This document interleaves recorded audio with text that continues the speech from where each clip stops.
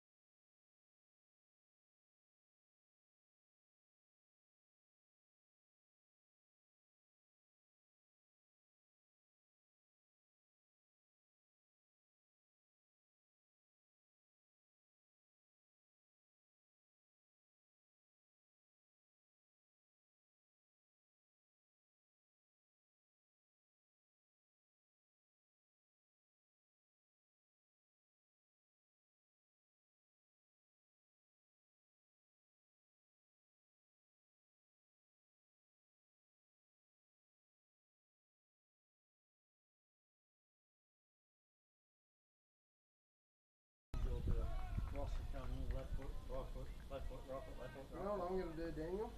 I'm going to turn this mic off.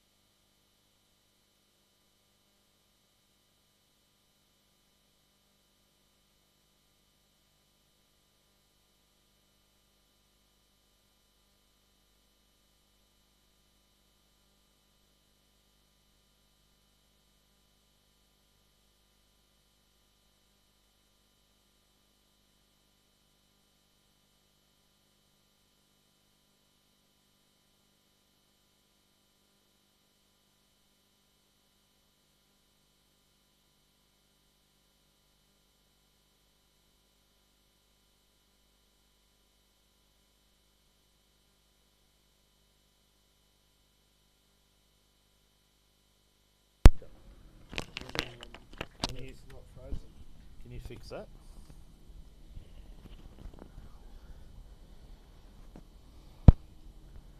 Is the volume on? Yeah, I can hear stuff. Ooh. Well, drinks has been taken here at number 1 Sports Ground. Looks like we may be up and running. 20 overs completed here in the Tom Locker Cup Yes, good. final between Newcastle City and Wallsend. And it drinks here after 20 overs. Newcastle City won the toss. Wallsend sent in to bat 3 for 94. Going through the card, Nathan Price, LBW to Jonah Rosa for 28. He faced Seth 32 balls for 1-4. I can't talk without him here. Aaron Wivel bowled Jonah Rosa, caught Freddie Freeman for 39 from 44 deliveries. Montgomery dismissed just before drinks for 8 off 13 balls, bowled by Callan Fowler, caught Harry Campbell. McGovern is not out 9. Ryan Brooks is not out 5. There's been 5 extras, 4 wides and 1 leg by, and after 20 overs, Wallsend a 3 for 94. Toby Flynn 5 overs, no wicket for 41. Harry Campbell 5 overs, no wicket for 19.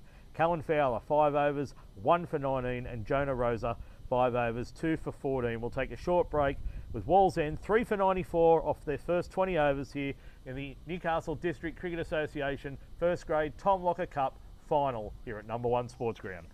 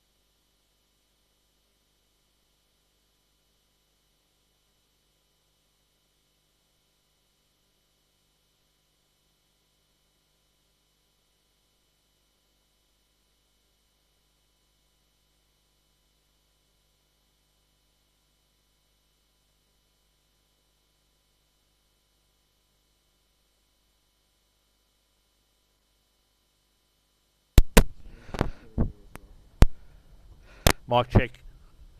Microphone number 2, check, check. Drinks break, number 1 Sports Ground. Checking the second microphone. Excellent.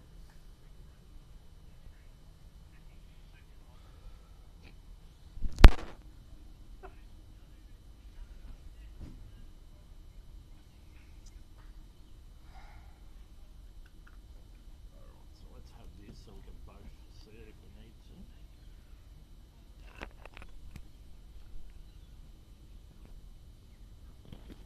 to. Yep, Kieran Knights has said he can hear mic number 2. So let's have these so we can both see them. Let me know when my mic's back on there. This one's on. They're both on. Do you want to leave them both on?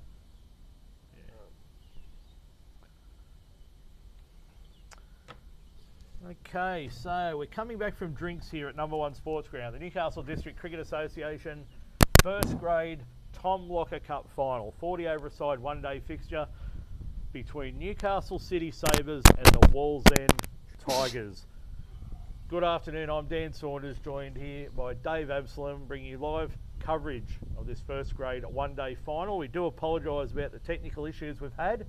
It's the first live stream being completed this season. So just a few cobwebs and bugs just had to be cleaned out of the system, it appears. But looks like we should all be good now for the rest of the afternoon. Good afternoon, Dave Absalom. Afternoon, Dan. Good afternoon, everybody. Welcome to the Tom Locker Cup final. As you say, we do apologise for everything that's going on, but hopefully we'll have no further dramas and we can see a pretty good game of cricket between two quality teams. Yeah, well, it's certainly been a game of 2 quarters thus far. This 40 over a side innings, the first 10 overs was all Wallsend. Aaron Wivel and Nathan Price got Wallsend off to a flyer. They're going at 9 and 10 and over early on. But that second 10 overs, 11 to 20, Newcastle City fought really hard and brought themselves back in. There was a 66-run opening partnership between Price and Wivell. And then in the second 10 overs, 3 for 28 was taken between Jonah Rosa and Callan Fowler. They've really got themselves back into this match. So after 20 overs, Newcastle City sent Wallsend in, and Wallsend are 3 for 94. Dan McGovern is not out 9 from 23. Ryan Brooks is not out 5 from 8. They're just looking to rebuild their innings after the start that Price and Wivell got them off to. So 94 off 20, Dave. Only 3 down. I mean, surely a score of 200 plus has got to be what Wallsend's looking for here. Yeah, I agree. I think it'll be interesting now, just after drinks, how Wallsend will approach it. Fowler tosses it up there, first ball after drinks, pushed out or punched down to the deep long on fielder for a single. Lightning fast outfielders we've come to expect here at number 1 over the last couple of seasons. Yeah, just on the previous point though, I tend to think that they might look to just build a partnership here after losing a few quick wickets before the drinks break. There's still 20 overs left in the innings, so as you've always mentioned ad nauseum, you want to bat your 40 overs so you can get yourself a competitive score. As we said previously, the ground here is not going to change much, so not going to be easy to defend runs. No, Wallsend will need every run they can get because City certainly have the manpower there to chase, and I'd suggest that's why they elected to bowl first, because that wicket looks to be an absolute belter. Absolutely. So not taking first use of that. Maybe a tactic, maybe City fancy their chances bowling first and restricting Wallsend. The first half hour, 40 minutes, so they would have been ruining that decision. Price and Wivell, and it was a very safe innings. It wasn't much. I don't think there's been any sixes yet from memory, but a lot of stroke play along the ground and playing the angles, playing the gaps, and the score really rocketed along there early on. Brooks pushes that down to deep long on, single taken, takes the score along to 3 for 97. And I think that's just smart cricket. When those singles are on off a straight, you take them particularly early in this second session, if you like, of the innings. Not taking any risks. They need to build a partnership here. Oh, he's got an edge on that. He tried to cut it away. That's running away to the fence here. The chase is on. It's not going to get there. They've taken 2. Brooks come back for 3. That's great running there by Ryan Brooks for Wallsend. And that brings up the Wallsend's 100. 4 balls into the 21st over. So 100 off 124 balls and 78 minutes. So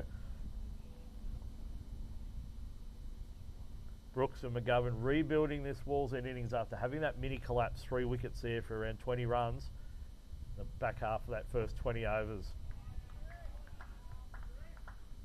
The finals, very interesting. The last final that Wallsend played on here, of course, was the first grade grand final versus Stockton last year, and what an epic game of cricket that was.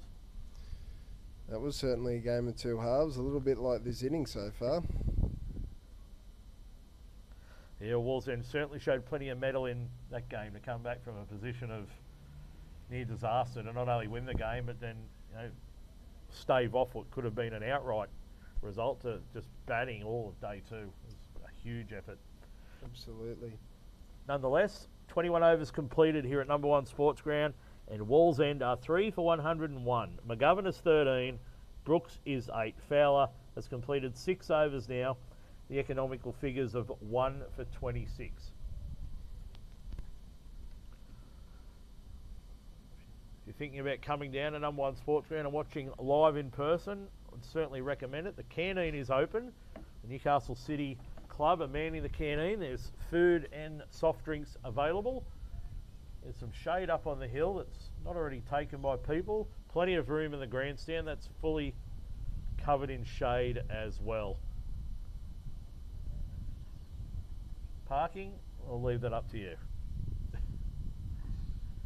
So Jonah Rosa has been the pick of the bowlers here this afternoon thus far, starting his 6th over. Brooks just pushes that away. Again, that's tight bowling from Rosa. There's nothing you can really do with that. That's on a spot. You just pat it back to the bowler. That's very good bowling. So he's making the batsman make the play here if he wants to take a risk.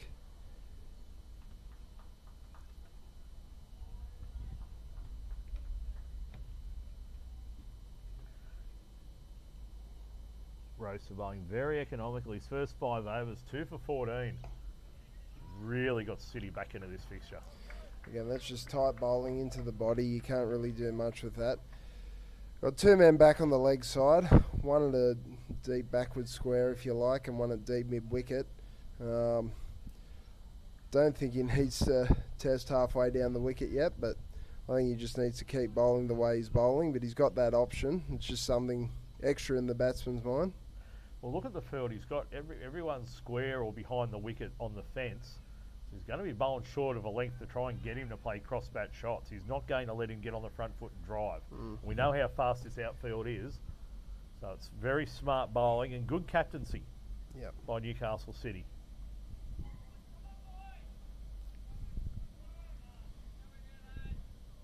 Plenty of chatter out there. City, they're not asleep in the field by any means, which is good to see.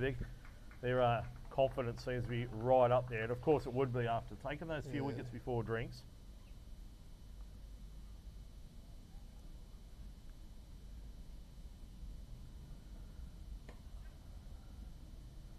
Nice batting.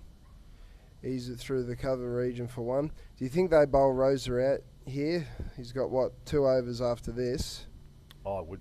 Yep. He's not looking tired. He's bowling tight and economical and right through the guts of this innings. I mean, they're going to need to use at least 1, if not 2 more bowlers. Yep. Minimum 1, but I would imagine they'll bowl another 2 bowlers at least before they look to maybe go back to either of their openers. Neither of the openers really bothered the top end of the innings. I'm just wondering whether another spin bowler in City's arsenal could be a good ploy to push through another 3 or 4 of those 8 overs that need to be bowled. Just keep the screws tightened. So I don't think Wallsend are in a position yet to play anything risky. Peeling off singles most balls at 5, 6 and over. It's on offer, but the bowling's just been too good. Well, that's the way they should be playing it at this point, particularly after those quick losses. So again, he's over pitch there. Give him the option to drive, but he's driven it straight to the fielder for 1, where either side of covers a run at least. And if you beat them well enough, it's going to go to the fence here. But Wallsend are just picking out the fielders, and that happens. That's cricket 101. I don't think they would mind too much seeing Rosa off with no more damage from him. 2 for 15 off 6. That's quality in anyone's language. Oh, very much so. 22 overs completed now. Wallsend are 3 for 103. And again, we know how fast this outfield is. So chasing runs later in the innings is very doable.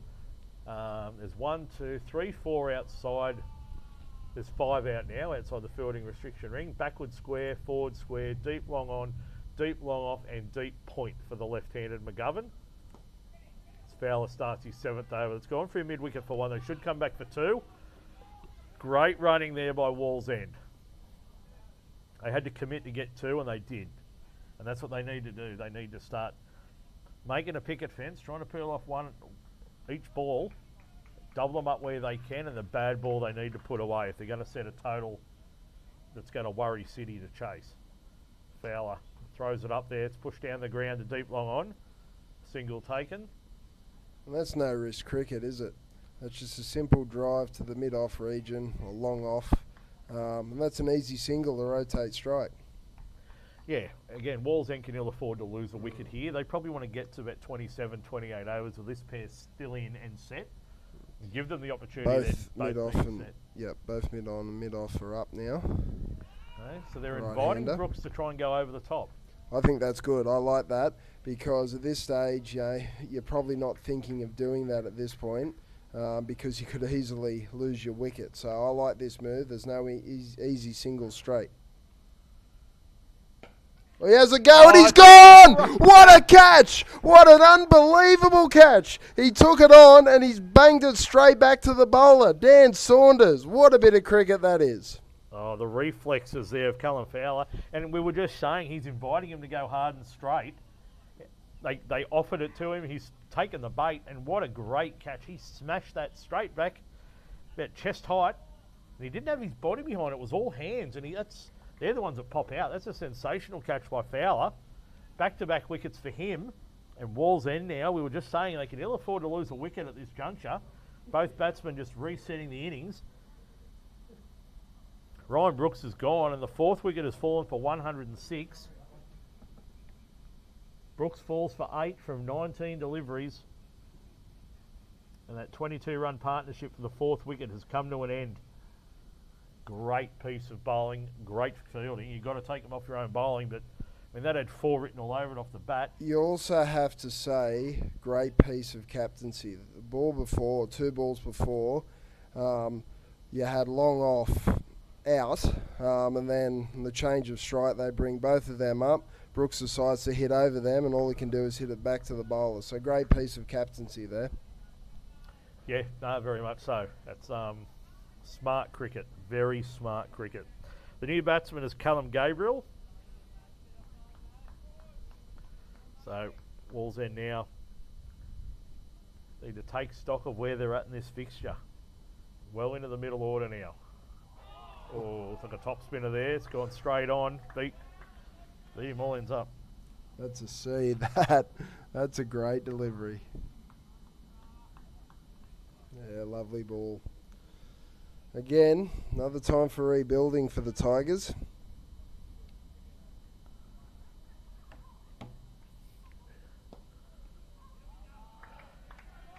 Defender back down the wicket. Great over there for City. A great over by Fowler. 7 overs now. He has 2 for 29. And after 23 overs, Wallsend are 4 for 106. McGovern not out 17. Gabriel, the new batsman, on 0. 4 for 106 after 23.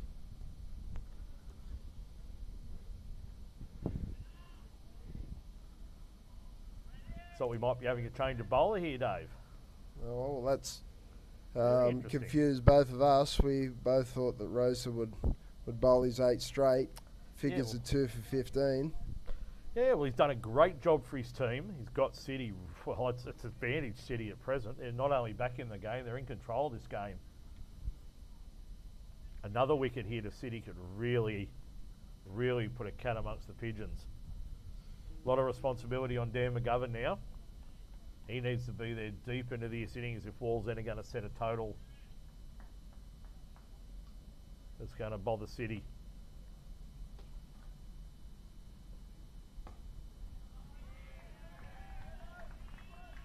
Now McGovern just pushes that way on the leg side. This is Freddie Freeman. So here's the 5th bowler being used. Took a good catch earlier.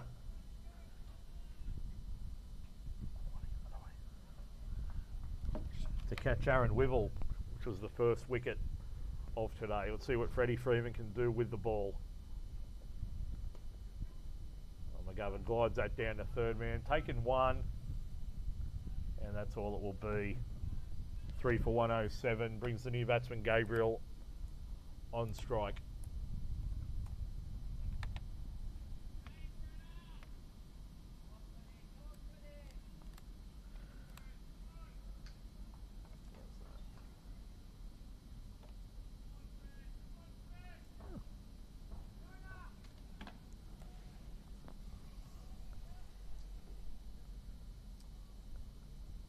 So again, I still think it's partnership building here for Wallsend here, Dan. I don't think they can afford to do anything silly. They've lost another wicket. 4 down now as Freeman comes in again. Holds it on the pads. That's just whipped away through square leg for a single. Thing is, Brooks didn't do anything silly. He did everything right there, except I guess not hit it along the ground, but he smashed it, and it needed to be a great catch, and it was. That was a brilliant catch, Fowler off his own bowling. Yep. Freddie Freeman now, the 5th bowler used by City. McGovern on strike. cutaway. Forward of point out to the sweeper there.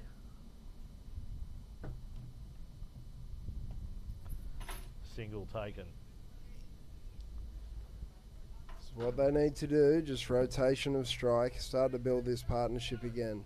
4 for 109 in the 24th. They can still get themselves up to a real competitive total. Anything above 200 is what they'll be looking for at this point. Yeah, I think 200 minimum off 40 overs here. It's got not even par. I mean, it's just such a fast ground. But Wallsend's focus first, as we said before. Bat their 40. If they occupy time, they will score runs.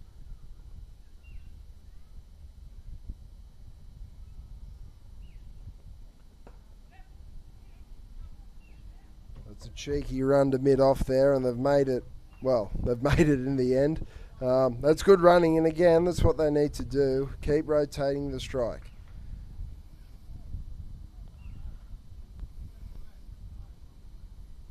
Freeman's over is done. He's none for 4 off his over. 4 for 110 off 24 overs.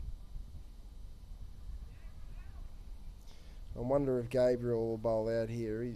Sorry, not Gabriel. Callum Fowler. He's bowled 7 overs, no maidens, 2 for 29. It looks like he's going to bowl his final over.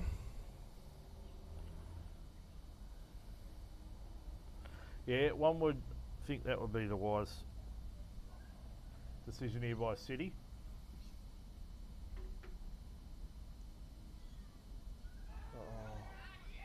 Oh, he's been given. He's out stumped. Whoa.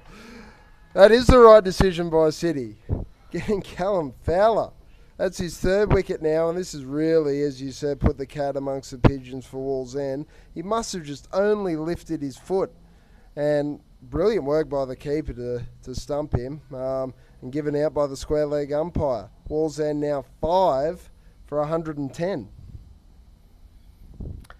Yeah, they could ill afford to lose that wicket, and yeah, Newcastle City now well on top in this Tom Locker Cup final. I believe that's Gabriel that's been out stumped. I missed it. Was it right-hander? Yep. Yeah, Gabriel stumped. Sorry, I was just so they need social media. They need somebody to stay here with McGovern. McGovern's got to bat deep. He's got to be there till 37th, 38th over. They need somebody to stay with him. Well, they've got guys who proved in the first grade final last year that can bat and occupy time. The Page brothers still to come, but McGovern needs to be there towards the end. But they also need to be ticking the runs over, and this is some great bowling here. Callum Fowler now. 3 for 29. Great piece of glovemanship by Harry Scowen. Cameron Burt, the new batsman, defends that back down the wicket.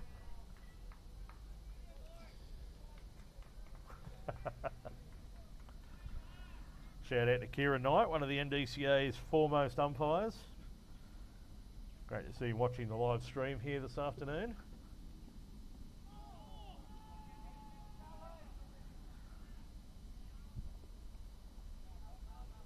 Unsure how we managed to get today off, actually. Thought he might have been out there in the middle.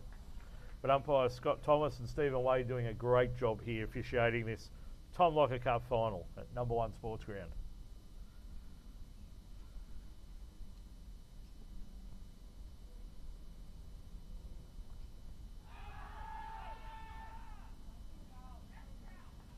Bit of an appeal there for LBW, but looked a bit high. That side screen's looking pretty interesting, isn't it? Big gap in the middle.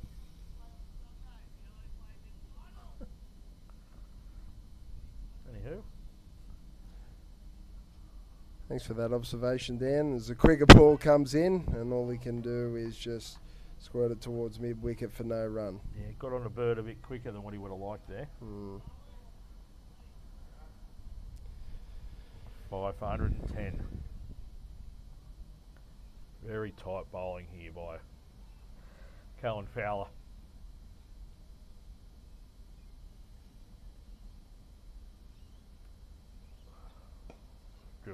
Out there to the cover sweeper. Bird off the mark, single taken.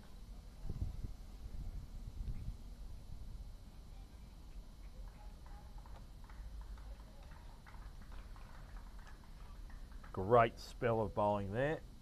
Bowled 8 consecutive overs, has taken 3 for 30. Red hot bowling display there, getting City right back into this Tom Locker Cup final. City in the driver's seat here after 25 overs. Wallsend a 5 for 111. McGovern 19 from 31. The new batsman Cameron Burt 1 from 5. Freddie Freeman had to commence his second over from the southern end here at number 1 Sports Ground. You're going the southern end today, not the Merriweather end? Either or.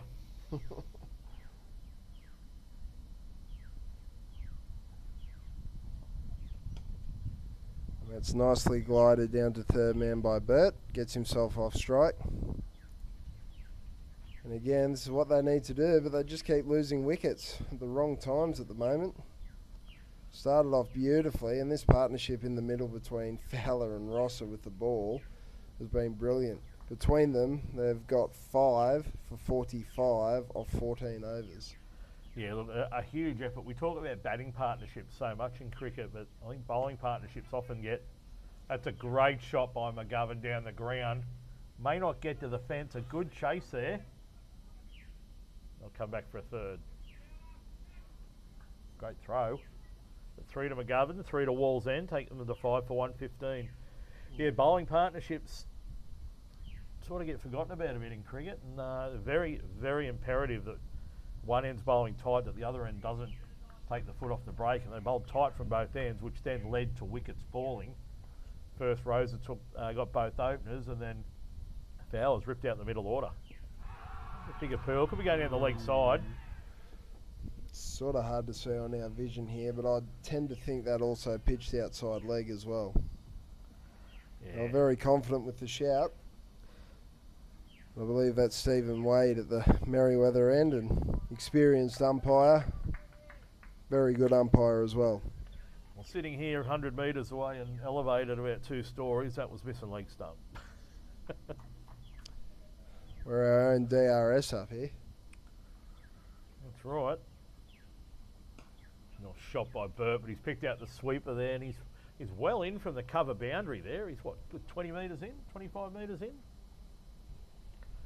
I guess they can afford to do that at present at 5 for 116. Just doesn't want that ball to go either side of him because it'll rocket away to the fence. This is what they need to do though. They, right left hand combination, just rotate the strike, adjusting the field each ball. That's well ran. Providing he gets there. That was pretty tight at the end, but he's shown that he's been a good judge of a run so far. So, yeah, good single there by McGovern. And you were just saying, Dave, to make sure rotate the strike, get the left, right on strike, ticking over, get the fielders moving around. And I mean, a risky single there, but McGovern, he dropped and ran. He knew it was on. And Burt, match awareness, knew it was on too. So it was good cricket by Wallsend there.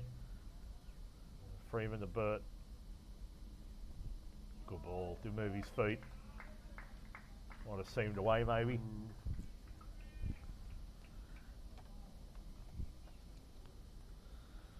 Get rid of that bar.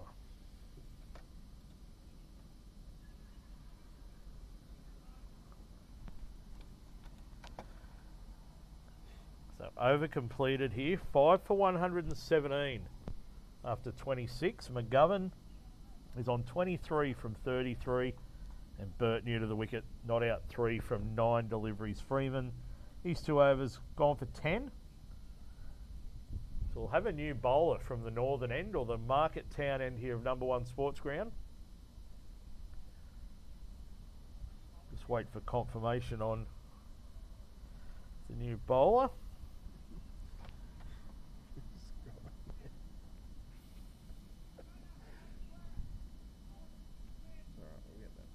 Is that frozen again?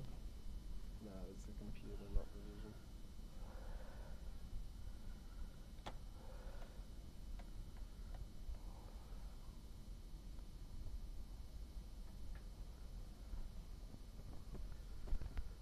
Got spin again from the northern end. Left arm around the wicket.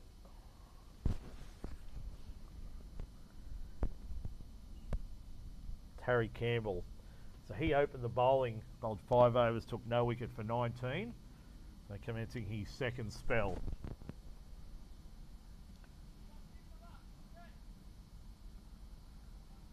There's a right-handed bird on strike now.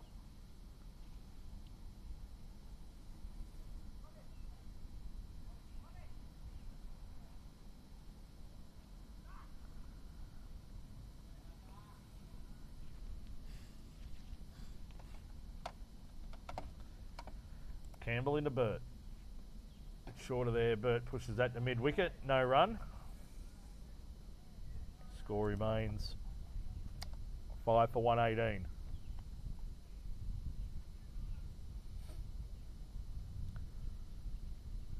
Campbell tosses up again. Burt's hit that. Thought he hit it straight to mid-wicket, but no, that got through his hands before they were together, or we're a bit harsh from here, but it looked like a catch.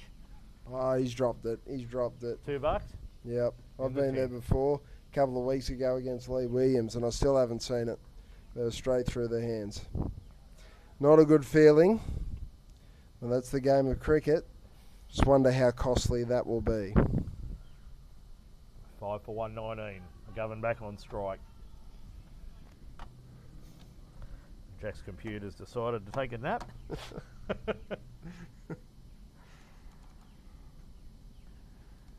So McGovern on strike, facing Harry Campbell. Push back down, beating the bowler, take a single. Then the long on sweeper.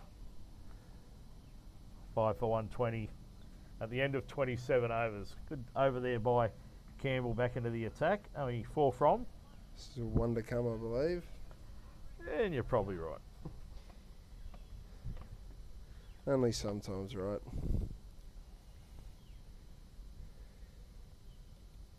Campbell in again. And that should be over. 27 overs completed, 5 for 120. Is this not? 13 overs to go. Do you think they can get another 80? Or maybe are they reassessing and looking for a 160, 170 score? No, there's 13 overs remaining. A runner ball from here is 78. That's 198. The 5 down is a concern. I think if they can bat their 40 overs, they'll get 200. They do need a couple of big overs, so I think when the time comes, they'll need to pick a bowler and target him. I'm just not sure who that bowler will be at present. Campbell has 2 overs left, and he's left arm orthodox. They could look to try and go after him. Freeman's bowling well, generating some good pace. Flynn went for 8 and over early, but that was, guys of the quality of Nathan Price and Aaron Wivell. He's still got 3 overs remaining. Maybe they could look to go after him from ball 1. But at present, it's all about batting 40 overs for Wallsend.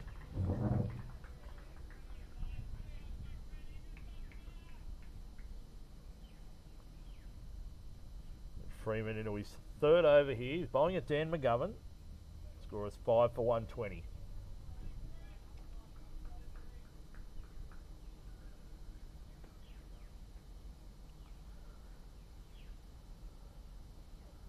Freeman. Full ball there, and all McGovern can do is drive that to mid-off again. No run.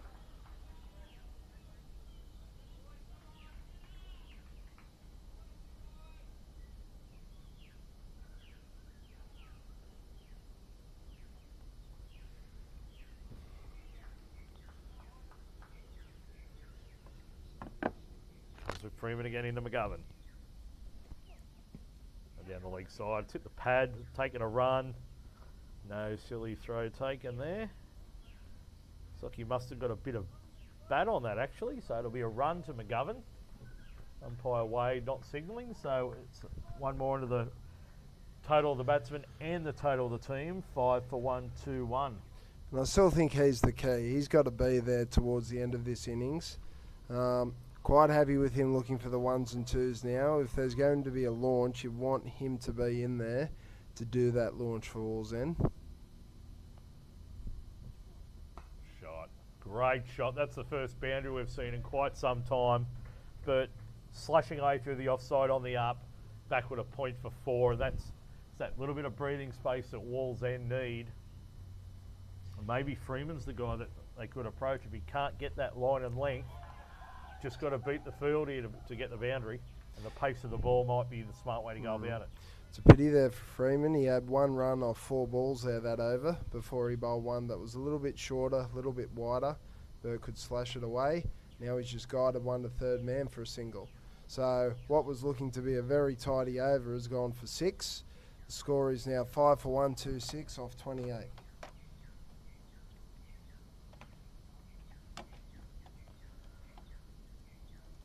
to close that and open that. Throw it away.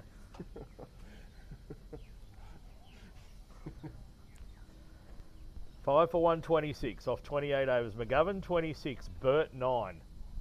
Campbell now commencing his 7th over. So far 6 overs, 1 maiden, no wicket for 22. Burt, after hitting that boundary in the over previous, maybe he's the guy to look to accelerate here. Look at the field for City. They've got a maximum of 5 outside the restrictive ring, and they have deep point, deep long off, deep long on, and deep forward square. So they've actually got only 4 out. 5 inside the ring. Ball driven straight back at Harry Campbell. He's fielded that for no run. So inside the ring, there's backward point. There's like extra cover and a cover. They're not far from each other. And then a 45 degree on the circle and mid wicket inside the ring. A sweep shot played there. Umpire's not interested in the appeal. And the reason for that is he hit it. 1 more run onto the total. That'd probably be why. Again, they're looking to sit on Campbell as well, and I don't mind this from Wallsend. I still don't think it's time to really launch yet. It's going to be interesting though. Freeman, they've only used 5 bowlers. Freeman's probably the one, as Campbell bowls that a little bit quicker into the pads, and that's whipped away through the onside, but it'll only get 1 down. Actually hit that probably too well to the fielder. Off the bat, I thought it was wide enough. They may have looked for 2, but no, it was good fielding there by City, restricting that to 1. 5 for 128.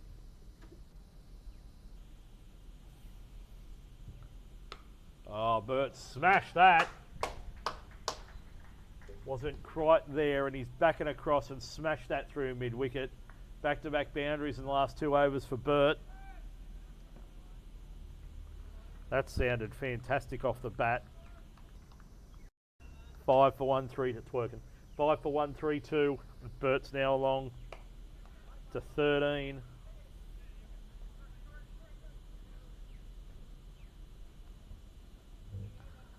Glorious shot that. 29 overs completed now, and Wallsend are 5 for 133. Burt is 15. McGovern is 27.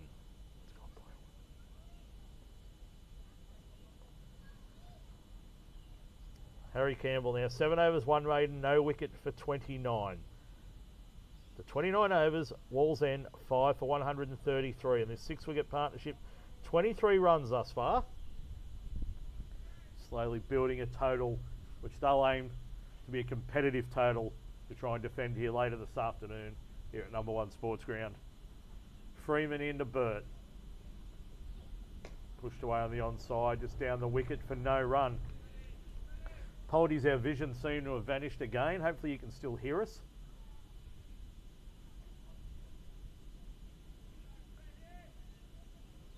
This is the first stream of the season with the NDCA Frog Box here on the YouTube channel.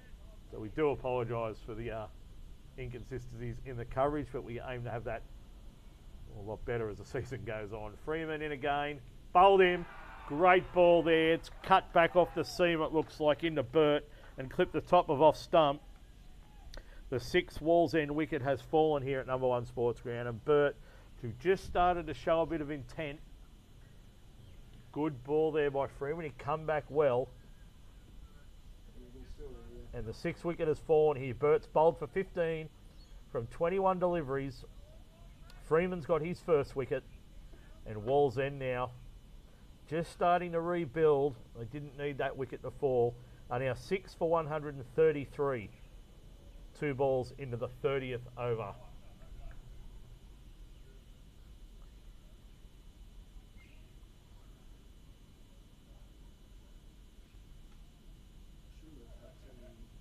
But just seem to get cramped up for room there, and the ball's cannoned into off stump. It's a great ball.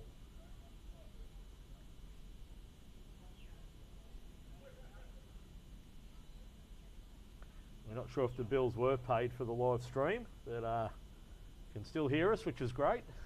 So I'll just keep gibbering on, let you know what's happening here. So Pat McGann is out now in the middle for Wallsend, coming in at number 8, the left-handed Pat McGann. Known for his quality bowling, but can hold a bat as well. And Wallsend will really need every bit of his experience here to try and graft out a total here in the high 100s. I want to get to 200, but that may be a bridge too far. But anything's possible. There's a lot of quality cricketers out here in both teams. Freeman into McGann. Glides that away down to third man, pushing at it, but angling the bat, taking the single, gets McGann off the mark. Wallsend 6 for 134, brings McGovern on strike. He is the key here. McGovern needs to be there near the end to the end of this innings for Wallsend if they're going to mount a defendable target here in this Tom Locker Cup final. He's 27 from 41, 6 for 134. Freddie Freeman charging in. Ball pushed back down the wicket. The first time we've had 2 left-hand batsmen at the wicket, just to confuse things for us. Do our best to make sure we get these players right. That's McGovern on strike.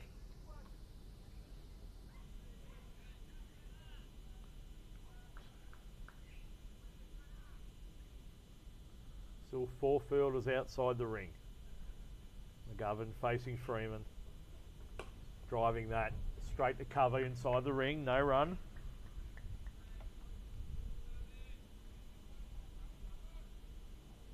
Six for 134. 1 ball remaining in this 30th over.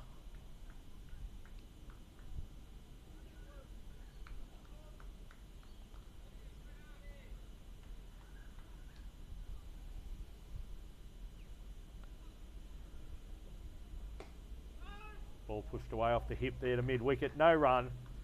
And that's 30 overs completed now in this 40 over a side fixture. The Newcastle District Cricket Association first grade Tom Locker Cup final. Newcastle City won the toss. They invited Wallsend to bat first. And after a flying start and a 66-run opening partnership between Aaron Wivell and Nathan Price, Newcastle City have fought back well. 6 for 134 Wallsend are. Daniel McGovern, 27 not out from 44. No boundaries as yet. Is playing a real backbone for this Wallsend innings. Pat McGann new to the wicket. He is 1 not out, only facing the 1 delivery. 10 overs left here in this Wallsend innings. We'll just go through the City's bowling. Toby Flynn, 5 overs, no wicket for 41. Harry Campbell, 7 overs, 1 maiden, no wicket for 29. And he'll look to bowl his 8th and final over. Callan Fowler's bowled his 8 overs, a quality spell, 3 for 30, bowled 8 consecutive. Jonah Rosa, 6 overs, 2 for 15, who really turned the ship around for Newcastle City. And Freddie Freeman, so far 4 overs, 1 for 17. 10 overs left in this innings of Wallsend. McGann on strike, facing Campbell.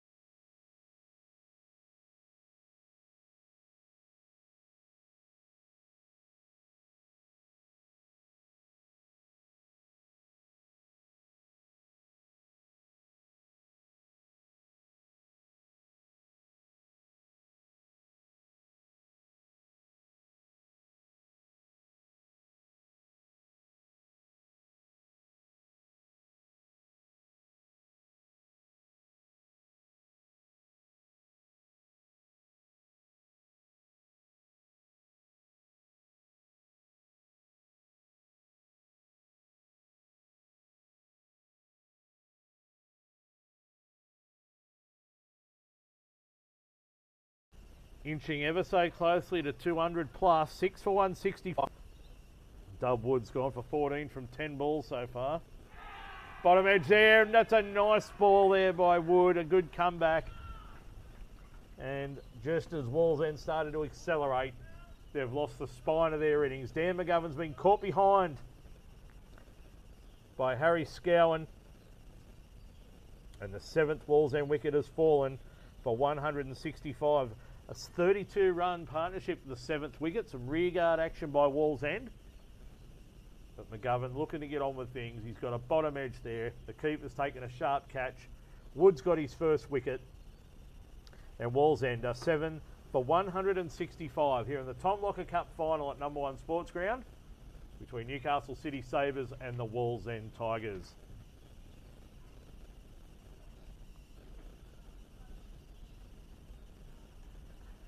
So we're back, Daniel. We're back. I'm not touching that anymore. We're back. So Pat McGann has a big job to do here for Wallsend. He's 14 not out from 15.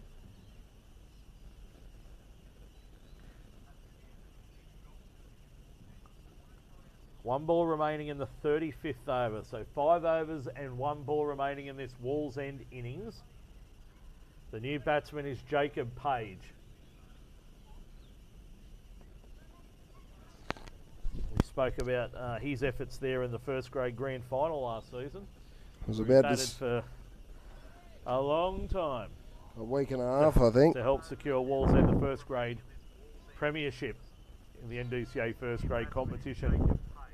He needs to bat 5 overs here and score as many runs as he can. Also get some strike to Pat McGann. This is a very clean strike of the ball. But Dubs Wood has 1 for 14 off 2 overs minus 1 delivery. Page, Jacob on strike. Deep backward square, deep mid wicket, deep long on the onside, deep cover and deep long off on the offside. 5 outside, which is the maximum amount of fielders allowed outside the ring. Page is off the mark, single taken out to mid wicket. End of the over, Wallsend after 35 overs, 7 for 166. Pat McGann's 14 not out from 15. Jacob Page is 1 from the 1 ball he's faced. 5 overs remaining, Dave Absalom. Can Wallsend get to 200? Yeah, look, I think they can. 5 overs to go, but yeah, you never know what can happen in this game. Just quickly to our viewers, I'll apologise again. This has been a very frustrating experience. We've been in and out of vision and audio and everything for the last half an hour or so. So we're very sorry about that. Hopefully we can continue now. And yeah, we can get through the rest of the game unscathed, hopefully. But Apparently the stream of Waratah's working just fine. no further comments, Your Honour. 5 overs to go. 7 for... Freddie Freeman. In he comes again. You've done a great effort to get us up and running here, Dave. Without you, there would be no streaming happening at all. So go and have a can of something and let's maybe a warm Bex and a light out. let's see what's going to happen at the end of this innings. It was a big loss to lose McGovern. He was 43 off 59, batting beautifully. But these guys can bat, as we know. 7 for 167. They want 200. I do think psychologically 200. 5 and over, and it's a target that the bowlers can confidently look at defending. McGann pulls that away backward of square for 1. And I just think with the start they got, they owe it to themselves to get to that 200. If they get into the early 200s, it's game on here this afternoon. I just think if they fall there at 180, 185, City is certainly going to have the wind up their tail, that's for sure. I have to say, huge props to City here. The way they've come back after that start from Wallsend has been absolutely superb. Solid drive there to mid-off. Oh! Great effort there, knocking that down. Did that carry or butt ball? No, that carried. Wow, that definitely carried. Well, I don't say that's a drop catch. He's safe 4 there for sure. Just out of vision. Great diving effort, left-handed. That would have rocketed away to the fence. So well done there at long off. Still $2 though in the esky. You can't escape. I wouldn't be charging $2 for that. No, you can't escape the fine. Freeman in again. The Page. Full ball there. And a dot, well bowled there by Freeman. He's bowled quite well here. He's hit his 7th over consecutive. 1 for 31. 2 balls remaining in this 7th over. 7 for 170.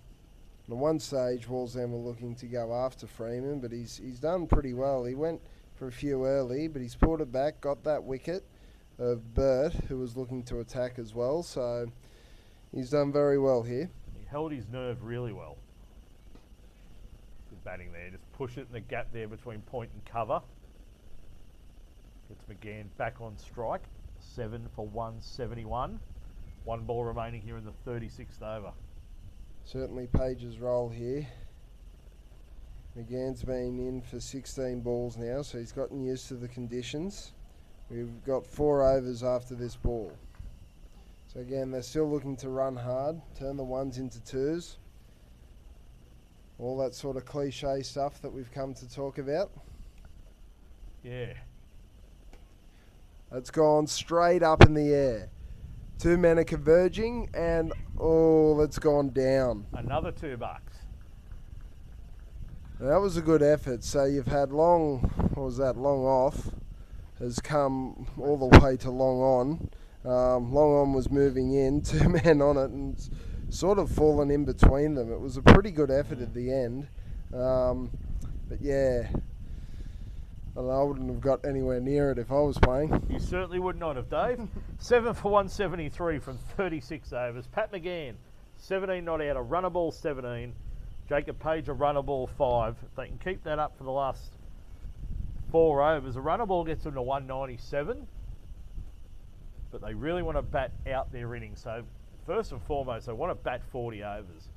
Every run they can get past a runner ball, I think, is a bonus. I'd love to get into the 200s. Page is on strike. Looks like Dubs Wood bowling again. 2 overs, 1 for 15. Page has had a swing at that. That's gone nowhere. So just so the viewers can, the field that is set for Wood, a deep cover, deep long off, deep long on, deep cow corner, deep backward square. There's a short fine inside the ring. There's a gully inside the ring. There's a point inside the ring. That ball's been smashed straight, and what a catch! A one-handed scream. That ball is going to cover boundary off the bat for sure. Do we see this on the stream? Oh, what a catch. A one-handed diving catch, perpendicular to the ground. A sensational catch. Jacob Page, again, he hasn't done much wrong there. If you're going to hit it in the air, you've got to smash it. He's done that. But, well, you already saw a great caught and bowled earlier by Callan Fowler. We'll just wait confirmation on that fielder. But the 8th Wallsend wicket has fallen. Instead of being 7 for 177, they're 8 for 173. That was a fantastic catch, Dave. Pretty good call too, Dan. That was an excellent catch. I think City will look to get them under 190 now, maybe even 180. They want to try and bowl them out here. They've done really well to pull this back after the start Wallsend got. And catches like that, they can turn tournaments. You know, we saw a couple of chances down towards our end last over, but that one was an absolute rip snorter. That was Nick Walker there in the covers. And Nick, take a bow, son. A fantastic catch. 8 for 173. Jacob Page back in the sheds. The new batsman, Lachlan Page. He won't want to take a page from his book. He'll want to write his own ending to this innings.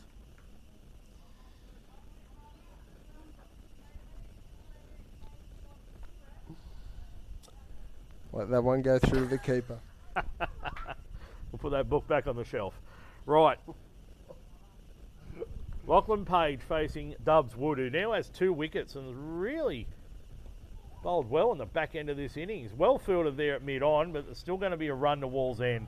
It gets McGann back on strike, and I think that's what Wallsend need. I think they need the left-handed McGann on strike, because I think he's capable of hitting or clearing the boundaries here at number 1 sports ground. It's always hard. Does he go now? Does he target Wood here? I think he has to. And the risk of not batting out your 40? At 8 wickets down. He needs to take a risk, but I think he's smart enough to not just throw his wicket away. I think he'll hit to his strengths. I'd be looking at that big gap on the onside here and see if you can turn 1 into 2. Run hard, See if you can knock one into the onside. He goes offside. Yeah, Dot ball. Again, if you tried to play across the line, yeah, if you just tap it there in the mid-wicket, you could probably get two. I think you'll be more looking to try and pierce the big gap between mid-wicket and mid-on. He's driven that straight to the ring at cover for no run. And dot balls for City are gold. For Wallsend, not so much. One ball remaining in the 37th over. Needs to find a single here, McGann. Needs to keep the strike for the next over. Yeah. Needs to find a single. Big gap on the onside. This needs to tuck it around the corner. That's brilliant bowling from Wood. Brilliant bowling from Wood. That's real team bowling there. That's kept the new batsman Page on strike. And Wallsend 8 for 174. 3 overs left in the innings. Really good death bowling here. It's going to be interesting, Dave. There's 2 overs to bowl from this southern end, and Freddie Freeman's bowled 7 overs, 1 for 34. He's going to bowl out, as he should. There's going to be 1 over remaining for the 40th over. Do they go back to Flynn, who's got 5 overs, none for 41? Well, it's probably the favourite. Dubs Wood will bowl out at the other end. He's bowled very well. Campbell's bowled out. Fowler's bowled out. I'd go back to Rosser, personally. I think he's bowled really well, very economical, and took those 2 wickets. Fair call, yep. He's got 2 overs left. I'm thinking they may have miscalculated here, City, but can't really say they've done much wrong here. After the initial onslaught, they've clawed this back from... No, they've taken 8 for 108 in about 25 overs, so they've really fought back well to be in a dominant position now in this Tom Locker Cup final. Yep, absolutely. They've done brilliantly. Again, you look at this field, everyone that's outside the ring is square or behind the wicket. There's no one outside the ring forward. He needs to try and go over the top here. He's hit that straight to cover for no run. Mid-off, he's not only inside the ring, he's probably nearly 10 metres off the ring. Mid-on's a lot closer to the ring.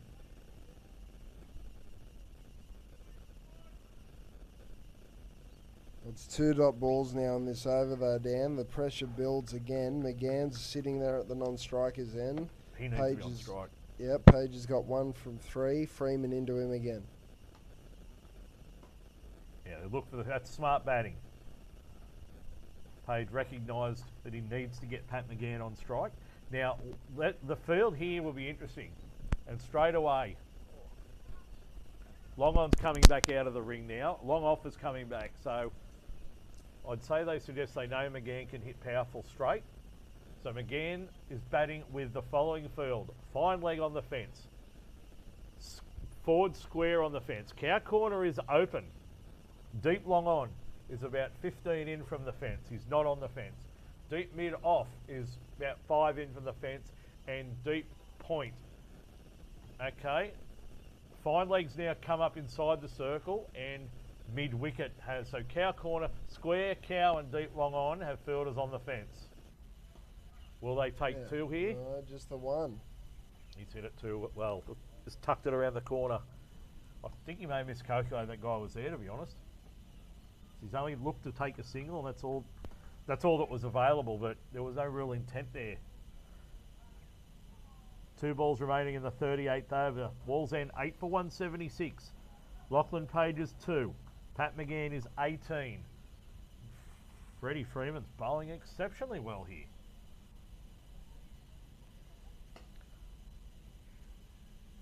Oh, that was nearly a run out of the bowler's end. That was a quick bit of thinking by the mid-wicket fielder there. Page has done the right thing there. He's tried to hit out, and anywhere out there's runs. So pretty well on the vision there too. Okay, now interesting. Mid-wicket's dropping back out to cow corner. Fine legs come up inside the circle. Well, I wonder with 2 overs to go here, I wonder if this will be a bit of a free hit for Page. Well, I think they're giving him the single. I think they want him to hit it out to them. I think that's very smart. Will captaincy McGann once again take from City. the single though? This will be interesting. He's at a larrup, and they've just taken 1. Okay, so Page will be on strike for the next over. 177 for 8, 2 overs to go. We've had a text come through from the Meerkat, and he's advised we need to keep you away from the technical equipment, Dave. I saw a hey Dave. I haven't quite responded to the great man yet. Well bowled yesterday, Meerkat. 4 for 11 off 6, I believe, in the Division 1. The Pythons a 5-wicket victory over the Gardens. He's a legend, a legendary bloke as well. Very Absolute good left-arm champion. orthodox spinner. Although I think the last delivery I faced off him, I hit him for 4, but I won't disrespect him on air like that. No, you wouldn't. You'd never do a thing like that. 2 overs Never. remaining here. Wallsend 8 for 177. Lachlan Page on strike facing Dubs Wood. Full toss there. Hit that down to deep mid on. McGann ran that one hard like he was looking for 2. Yeah. But they've got One's the right call here. McGann needs to go now. It's the 39th over. They have 11 balls here to try and get another 20, 25 runs. There's 3 on the fence on the leg side. Cow corner, square leg, deep mid on. I think he's got to go straight over the bowler's head. Maybe use of the feet and try and hit down the ground. Either that or lay back on it and try and beat these guys inside the ring behind square. Page going to look to come back. He's run the first hard, but well fielded. It was almost a straight pull shot, man. It's happened a few times here. McGovern did it a couple of times too. So maybe that says that the ball's coming onto the bat a bit quicker than maybe what they expect. Or they're cramping themselves up for room. But Page is back on strike. 8 for 179. 10 legal balls remain. What a great shot that is by Page. It's going to get down there to the fence. Not quite. They're coming back for 3. Coming back for 3. That's brilliant running. Brilliant running. A great stroke there. He's got in behind that and swept it where there's no fielders down here. Surprised it didn't run away to the fence because it's so quick here. But 3 onto the total, and more importantly for Wallsend, it gets Pat McGann back on strike. Wood to McGann. He's had a larrup at that. He's inside edged it for no run. That's what he thought he might go. Use to the feet, try and hit straight. He's only inside edged it onto the pad. So he's got a free hit here before trying to take the strike on the last ball. 8 for 182. That could be out. Oh, that's... Wow, that looked really close. It didn't look like it was going over. Again, it's hard to tell from our elevated view here, but that, just looking at the replay... It's hit low. Obviously not in line, but good shout maybe there. Not hitting off stump. Great bowling here. Dubs Wood, 1 ball remaining in his 4th over. 2 for 21. He's really bowled well in these death overs. McGann's lofted that over the offside. 1 bounce, 2 bounces into the fence. A beautiful shot there, and that was much needed for Wallsend. McGann, it's his 2nd boundary, or has that already gone on? It's already gone on. That's his 1st boundary. He's 23 not out from 25. Lachlan Page 7 from 8. 39 overs have been completed, and Wallsend are 8 for 186. 1 over remaining in this innings. The Tom Locker Cup final between Newcastle City Sabres and Wallsend Tigers here at number 1 Sports Ground. Dan Saunders and Dave Absalom bring you the coverage here. I just like how you said Woods bowled really well, 2 for 21. I think he gets smacked through the offside. Having said that, though, still 4 overs, 2 for 25. Bowling at the death when you're looking for quick runs, that's a pretty top effort. I think you'd be pretty happy with that as the skipper of City. So Toby Flynn's been given the ball and the responsibility of bowling the final over. You go back to your bowlers, but Jonah Rosa bowled a sensational spell. 6 overs, 2 for 15. So Flynn, 5 overs for 41, but he ran into a thrashing Wivel and Price. So he's bowling to Page. Whips that away out to forward square leg on the fence. They've taken 1. They're coming back for 2. And they've gotten back for 2. Well run there by Page and McGann. 8 for 188. 5 legal balls remaining in this Wallsend innings.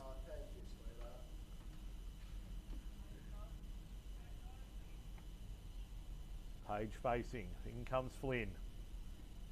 Cross batted that out to square leg. It's bounced and near stop. They've taken 1, and that's all it will be. 1 more onto the Wallsend total. 8 for 189. McGann now on strike. Managed to find the fence in the previous over. He'll be looking to do that a couple more times in this final over here for Wallsend. Deep long on.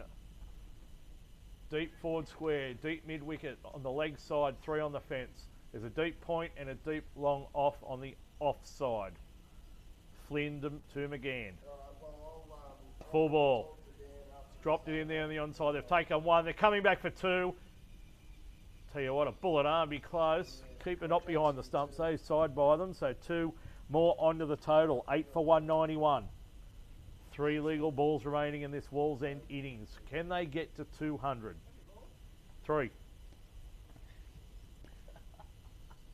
Flynn to McGann. And that's at the stumps. He's missed. Flynn's hit. McGann had no choice but to swing the willow. Unfortunately, on this occasion for Wallsend, he's missed. Flynn's hit the stumps. And the 9th wicket has fallen here in the Wallsend innings. 9 for 191. Bit of a confidence booster for Toby Flynn there. He's given the responsibility to bowl the final over. He's gone for 5 off 4 deliveries and picked up that crucial wicket of McGann. So still a chance of bowling them out. Finish with 2 would make him feel a lot better. Sorry? The one in the covers? Oh, friggin' fantastic. Oops, my mic's on. Yeah, no, that certainly was a screamer. Who took that? Walker, wasn't it? Walker. Yeah. I think Fowler's caught and bowled was pretty sharp too. So the number 11 coming in for Wallsend, Will Parkinson.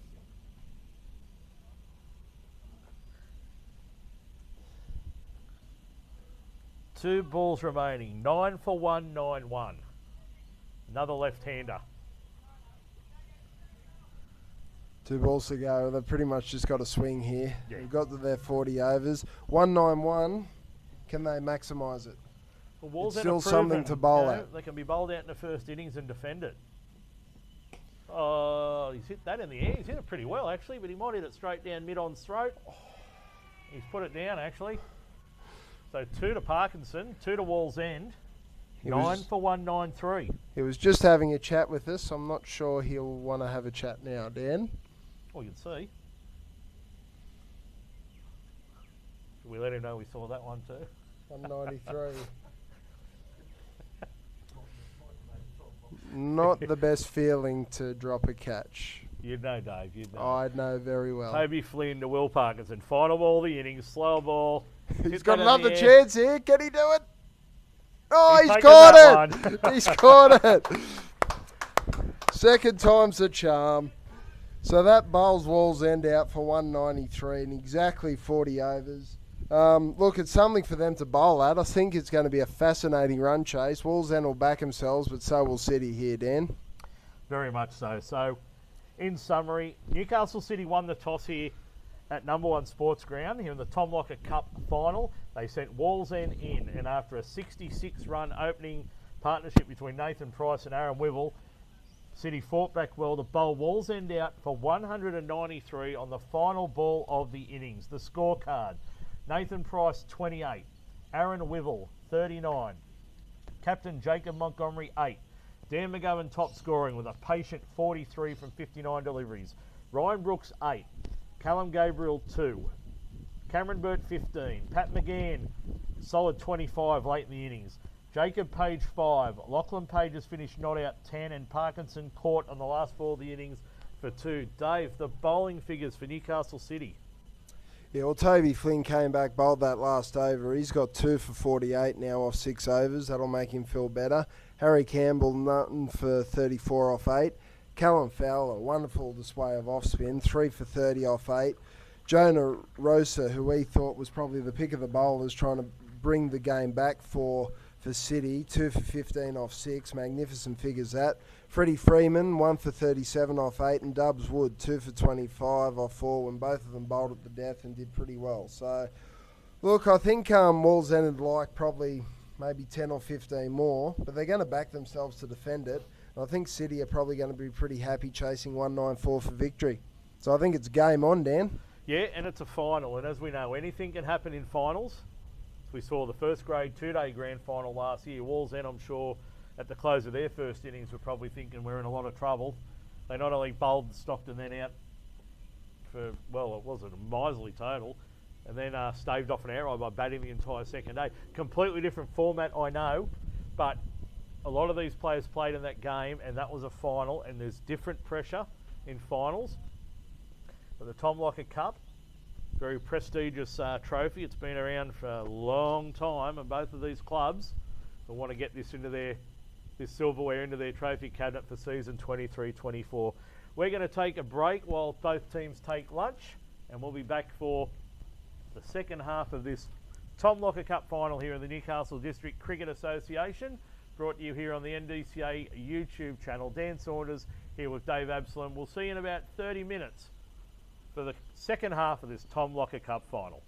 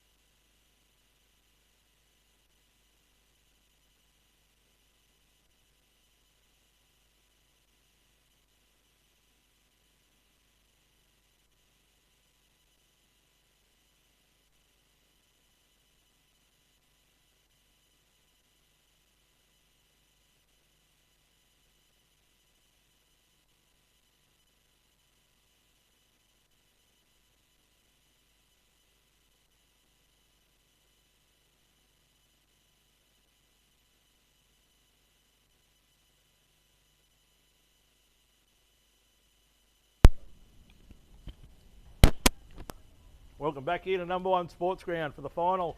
The Newcastle District Cricket Association first grade Tom Locker Cup. Newcastle City versus Wallsend.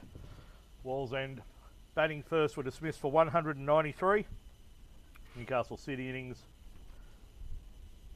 has just commenced.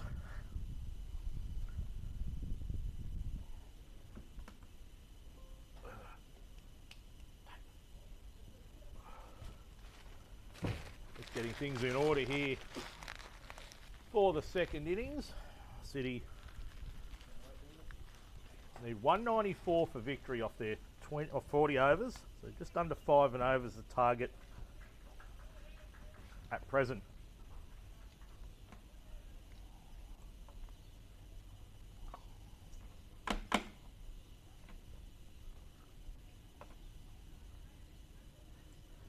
So the opening for City is Harrison Alomes and Dubs Wood. I believe that's Wood on strike now. It's glided down the third man for a single.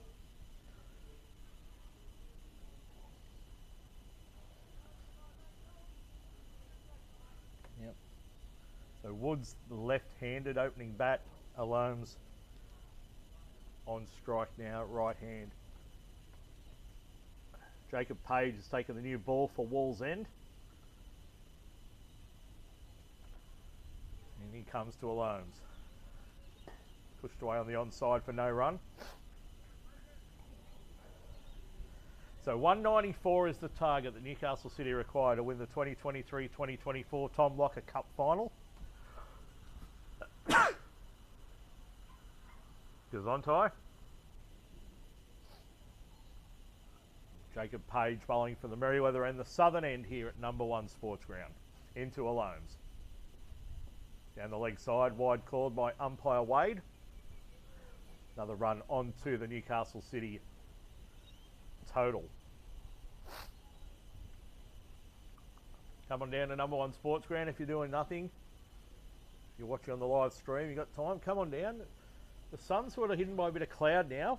Gorgeous day, it's nice and cool. It's just on 30 degrees, but a nice breeze here. Plenty of room, plenty of shade. It's Page to Alomes, cut away to point, no run. Excuse me. Canteen facility is available, food and soft drinks available here. Newcastle City manning the canteen, so thank you to the Newcastle City Sabres District Cricket Club for having that hospitality available for food and beverages. City in the first over here. 40 overs chasing 194. They were no wicket for 5. Ball chipped there to mid-on for no run. First over completed. Newcastle City no wicket for 5. Alomes is 1. Wood is 3. The one sundry. No wicket for 5 in pursuit of 194 for victory. As we welcome back David Absalom to the commentary team. Welcome back. Great to be back, Dan. It's been an interesting afternoon to say the least with technology, but touch wood, as in Dubs Wood, not Dubs Wood, as in my head, that we get through it. But it's interesting already looking at that first over. City are looking to attack. If there's anything loose, they're going to go after it. There was a smoking cut shot just hit in that previous over that was stopped at point, but they're looking to attack and try and get these runs pretty quickly. You and I had a look at the wicket during the innings break. Now, I thought it looked like a row. There were a couple of spots there that the bowlers might be interested in. There might be some variable bounce and some movement off those particular spots or cracks in the wicket. But overall, I thought it looked like a pretty good batting wicket, and the outfield is as good as ever. So it's going to be tough to defend the runs, but Wallsend will die trying here. Yeah, look, there's quite a few cracks in there that obviously you can't see from the vision that's available, but out in the middle there's some interesting cracks there, and on a good length and in line with the stumps. I'm wondering whether there's a couple of those balls. I know Price got caught LBW on one that kept low. I'm just wondering if that, and one of the others we saw later in the innings, whether that's the cracks coming into play. But if you bowl line and length on this wicket, you're going to be every chance of taking wickets. Now Woods glided that to third man. They've taken one, sent back by Alomes. So just the single taken. City along to 6 without loss. Yeah, so it's Callan Gabriel bowling from the Market Town end here. Again, that was a nice shot. Runs early will be, well, a good start from City. You saw how powerful the Wallsend start was. So, yeah, City will be looking to do the same here. Get off to a good positive start with only 2 fielders outside the circle at the moment. One is at deep mid-wicket, one is at third man. That one's just played into the onside, no run.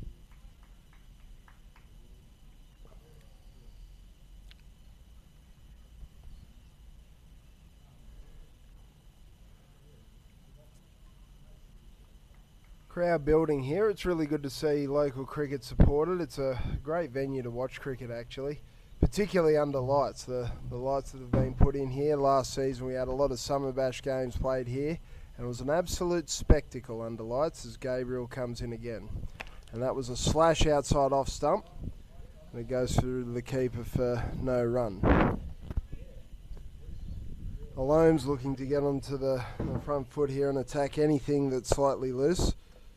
Not going to die wondering. He's only 1 off 6, but he's showing some positive intent here. 2 fielders outside the ring for the first 8 overs. Your third man. And backward square. Interesting fielding placement there.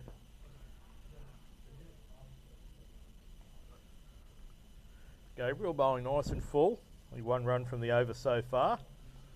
I guess City, they've got the time on. It's 40 overs. It's 5 and overs, basically the run chase. They have time to have a look at things, see how the wicket's playing.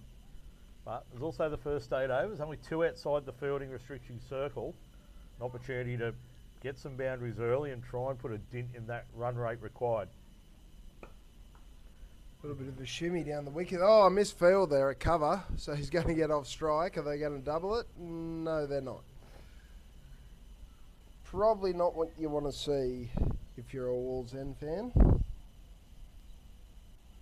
Nice shimmy down the wicket there from Alomes. He'll be happy to get off strike, get that score starting to tick along. But it's been a tidy start from Gabriel here. He's looked to bowl very full, give the batsman nothing to hit early on.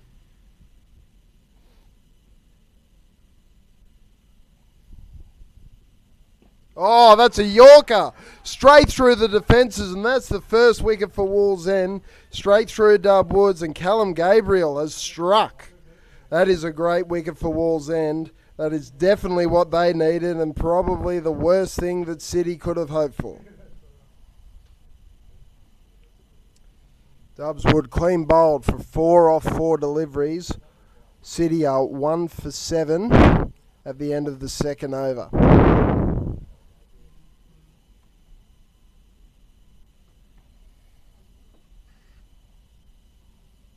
Big wicket there for Wallsend early on. They needed an early breakthrough, and that's exactly what they've got in the second over and the final ball of Gabriel's first over.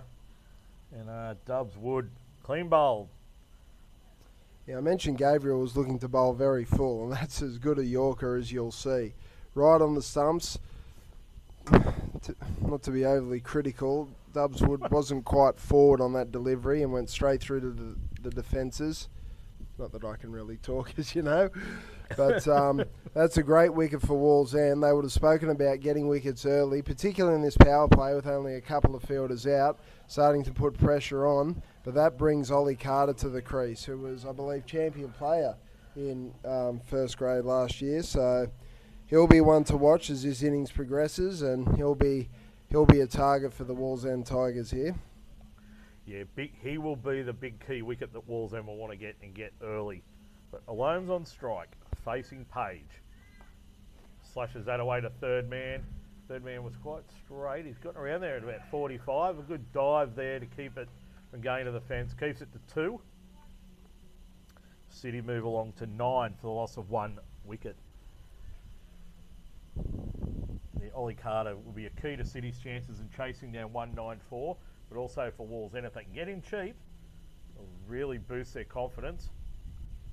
City were very animated in the field for pretty much the whole 40, even when they were copping a bit of stick early.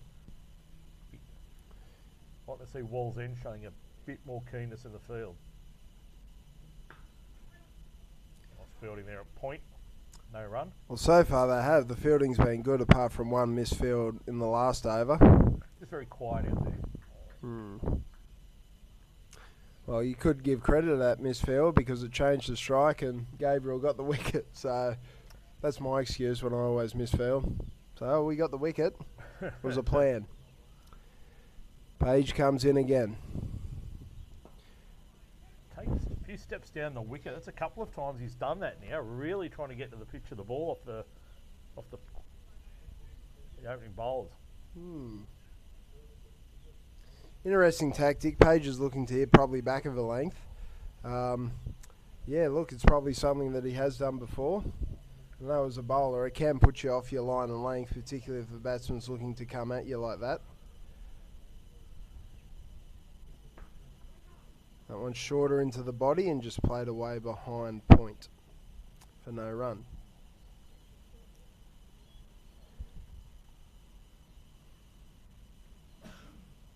Interesting that Pat McGann not opening the bowling. Yeah, true. Has he played a lot of cricket recently? I know the back end of last year he had a foot injury. I haven't looked at Wallsend stats for the start of the season to see whether he had actually been bowling or not, but I would imagine if he's playing, he's bowling. Bowler of that calibre. So not a bad problem to have if he comes on first change. Both these openers have started off very well here for Wallsend. Perfect possible start for them.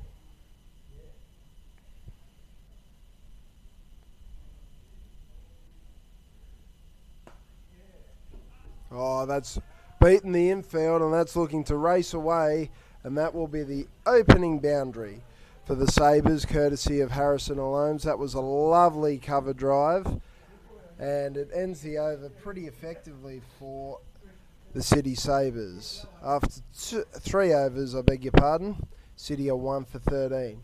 Alomes 8 not out, Carter yet to face a delivery.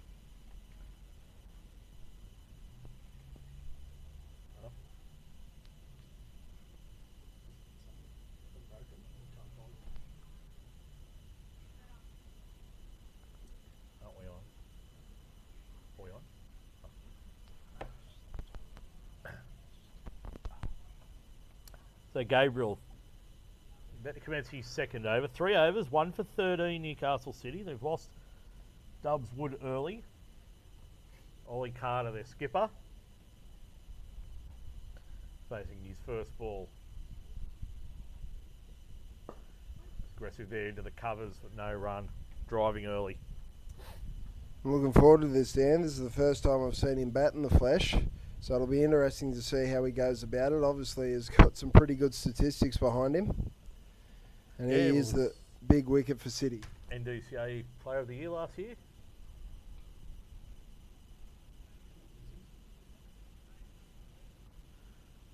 Anyway, Carter on strike, facing Gabriel. Defended away there on the offside for no run.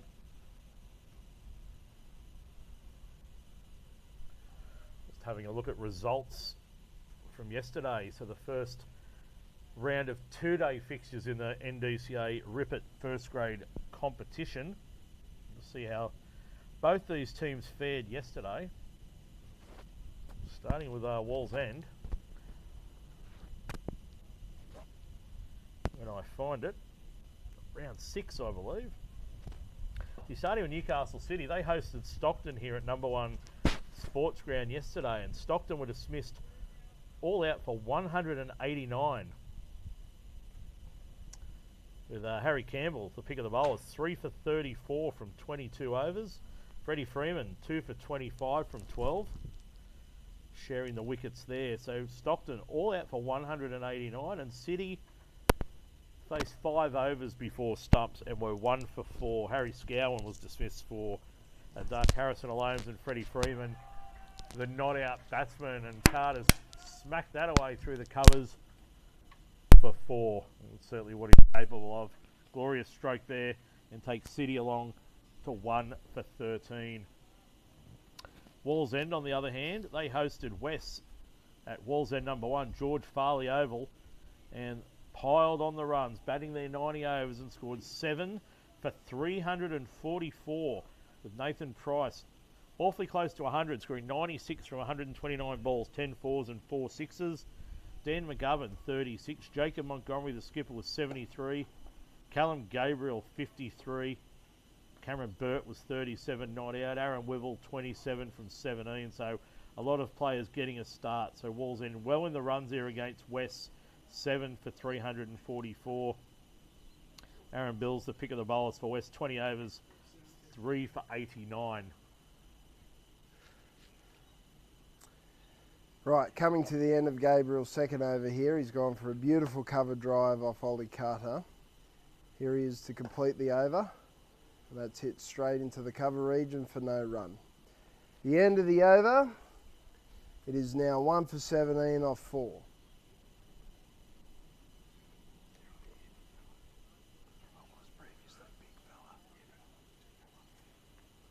It's going at 4.25 and over, so well in reach of the required run rate. There's safe batting, just seeing off the new ball, Carter and Alomes. No need for anything risky at this point. Wallsend will try to leak as few runs, especially boundaries, as possible through the first 8 hours of the power play, if you will, with the 2 players allowed outside of the fielding circle. Page in again, starting his over to Alomes. Shimmies again down the wicket. Pushes it into the onside for a single. It's about the 3rd or 4th time he's done that. So, but it hasn't been an aggressive stroke on the back of it. It's still been a defensive shot. So it's an interesting tactic. It's something that's obviously in his technique and comfortable with it because he's done it a few times. So to me, he's always looking to play that on the onside. Just losing your balance there. If you're moving around, it's very hard to have your balance, so it's going to affect your timing as well. But he's a first-grade cricketer in Newcastle, so I'm the last bloke to tell him how to bat. Absolutely. Carter facing Page. Turns that away backward of square for a single.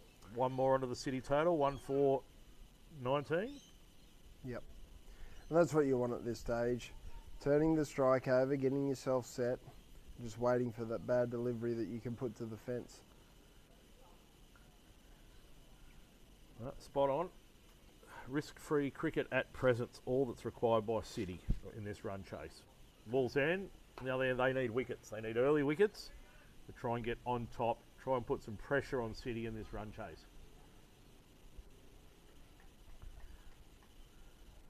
Speaking of run chases, Warners Bay, a successful run chase in the Suburban Districts Division 1 competition yesterday against Merriweather, I believe.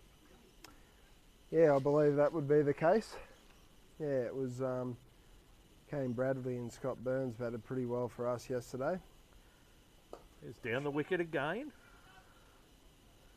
And again, hit towards the onside, this time to mid-on. Yeah, against a pretty good Merriweather side, just to go back to your question, Dan. Yeah, the Merriweather have always been sort of the benchmark of that Suburban Districts competition. Well, been going back to the A-grade days for many, many years. So yeah, nice to get a win to sort of get our season back on track.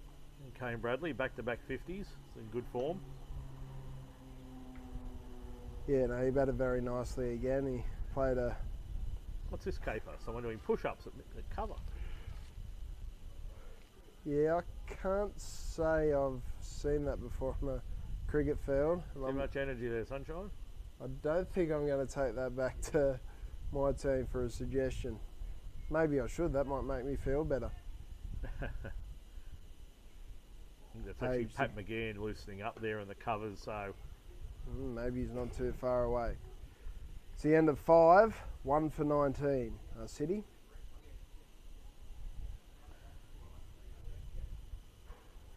Solid start by City. They've lost the early wicket.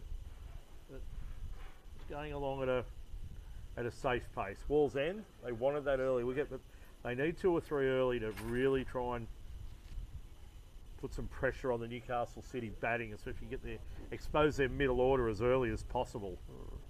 As that present City, they've got all day. They can just punch it around, take 2, 3, 4 and over. reassess at 10, 15 drinks. But over 6, Gabriel into Carter. Oh, looks like a bit of extra yard behind that. And some bounce too. Carter going back deep in his crease before coming forward to try and play that one, and he's beaten him all ends up here. This is Gabriel. Well, a very good spell so far. As I said, he's looked to pitch the ball up, while that beautiful Yorker to get rid of Wood in his first over. Aggressive stroke there to cover, but no run. Score remains 1 for 19. Guess we'll have a look at other results in first grade first before we look at suburban districts. So the Newcastle District Cricket Association Ripper Golf first grade competition. It's already been over the Newcastle City fixture versus Stockton and the Wallsend match with Wests. Oh, that's a lovely drive. That's through the cover point area, and that's going to race away to the fence. Great shot again from Carter. Already so far, very impressive. He's looking, anything that's pitched up, he's looking to play that cover drive, and he plays it to absolute perfection. 2 boundaries so far in his 9. Yeah, look, you want to get him driving because it's a chance of getting him to nick off, but he's looking very relaxed and very in control there. In the first grade fixture yesterday, day 1 of the 2-day clash, Waratah Mayfield hosting Toronto Workers at Waratah Oval, and Toronto batting first were dismissed for 139 in 50 overs. Brown scoring 30, Somerville scoring 30 as well. Chris Dixon late in the inning scoring 25, all out for 139, and Everett taking 4 for 14 from 11. Very economical figures there for Waratah. Claridge 3 for 31 from 9. In reply, Waratah 2 for 118. With Sean Lynch, the backbone of that Waratah run chase. Currently 78 not out at stumps with 6 4s and 2 6s. So Waratah needing 22 runs for first innings points and maybe to try and press ahead for an outright early on in season 23-24. At Carl Oval, Hamilton Wickham were dismissed for 122 on day 1, and Belmont are 1 for 97 in the run chase. So Belmont in a dominant position against Hamwicks. At Townsend Oval, Cardiff Bullaroo playing Merriweather. Cardiff Bullaroo all out for 226. Merriweather at stumps, no wicket for 12. So we're seeing a lot of teams getting bowled out on day 1. I guess for those storm activity and rain on Thursday evening, wickets might have been a little bit slow, or maybe a bit of moisture in the wickets. Yes. Obviously that problem wasn't at Wallsend, where we said 7 for 344. And at Burnie Curran Oval up at the University, Charlestown batting first for 221 all out, and Uni in reply are 4 for 24. So certainly for the most part a bowler's day in day 1 of the first round of 2-day fixtures, round 6 of the NDCA first grade Ripper Golf competition. Back here at number 1 Sports Ground, the final of the Tom Locker Cup. Newcastle City in pursuit of 194 for victory after 6 overs. 1 for 24. Dave Absalom and Dan Saunders here, bringing you a live stream on the NDCA YouTube channel. And it looks like we have our first bowling change here for Wallsend, and it looks like that's Pat McGann. Number 10, I believe it is, left arm over. A very handy bloke to have on first change. Very handy. Yeah, this will be interesting. See if he gets any assistance out of that surface, which looks pretty flat as we've discussed. But yeah, he's a quality performer and has been for some time. Now, Ollie Carter's on strike. Now, is this the first time we've seen him at that end? Seemed to have faced a lot of bowling from... Yeah, I believe so. Could be wrong though. Off and in. So McGann to Carter. This will be a good contest.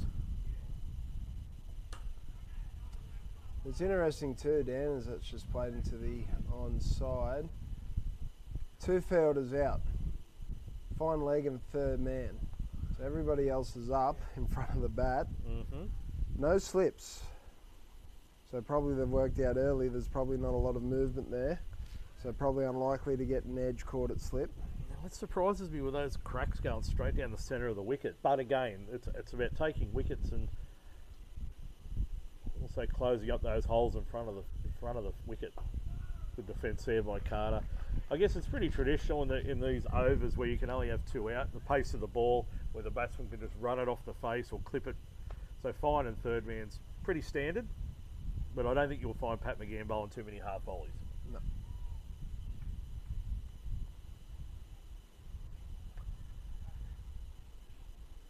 Watchful start so far from this over from Carter. He's taking a look at McGann, and why not too? He steams in again. Oh, it's great match awareness. Great running there by City. Carter running to the danger end, but wanted that single. 1 for 25. Yeah, it's smart cricket that. Absolutely smart cricket that. So we touched on the NDCA first grade competition. We'll have a look at Suburban District's Division 1 results from yesterday. They're one-day fixtures. We just spoke about Warners Bay with a 7-wicket victory over Merriweather. Merriweather 1-3-2 and Warners Bay comfortably chasing that down. 3 wickets down, 133. A close game at Cardiff number 2. Cardiff Bullaroo were dismissed for 93. The Glendale Old Boys, who come up to Division 1 this season after winning Division 2 last year. A 2-wicket victory, 8 for 94. That going down to the wire there at Cardiff number 2. As McGann bowls to Alones, tucks out a rate of square leg, no run. In the match at Islington Oval, 2 teams who yet to have a win. The Rogue Scholars hosting the Mary Ellen Mudrats. The Rogue Scholars all out for 82. The Mary Ellen Mudrats 2 for 83. Their first win of the year by 8 wickets. Must have been a desert there for that one not to be washed out yesterday. Dave.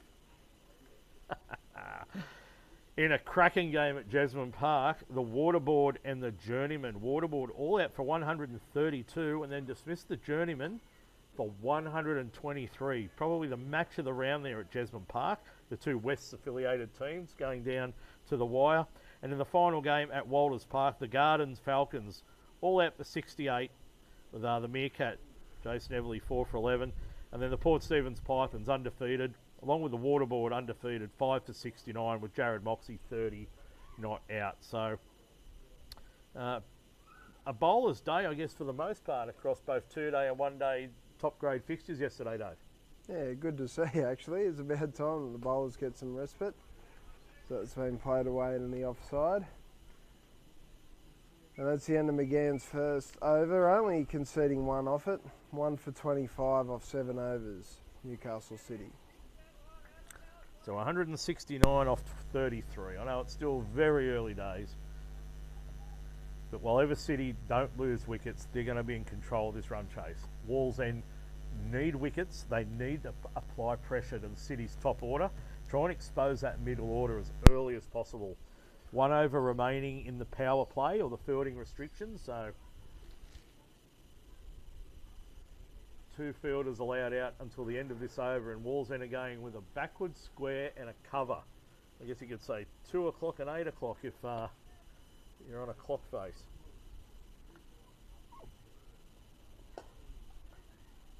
Oh, well fielded in the covers. Gabriel bowling his 4th over, has 1 for 11 from 3. He's bowling at Ollie Carter, who's shown how strong he is through the offside there, Dave. Yes, he does favour that cover drive, doesn't he? He's already looming to me as the key for this run chase. If he can bat long and the rest of the players can build around him, it'll go a long way to City chasing this total down. Doesn't look troubled at all. Just forward defence. Has a lot of time. Yep. He appears to have a lot of time.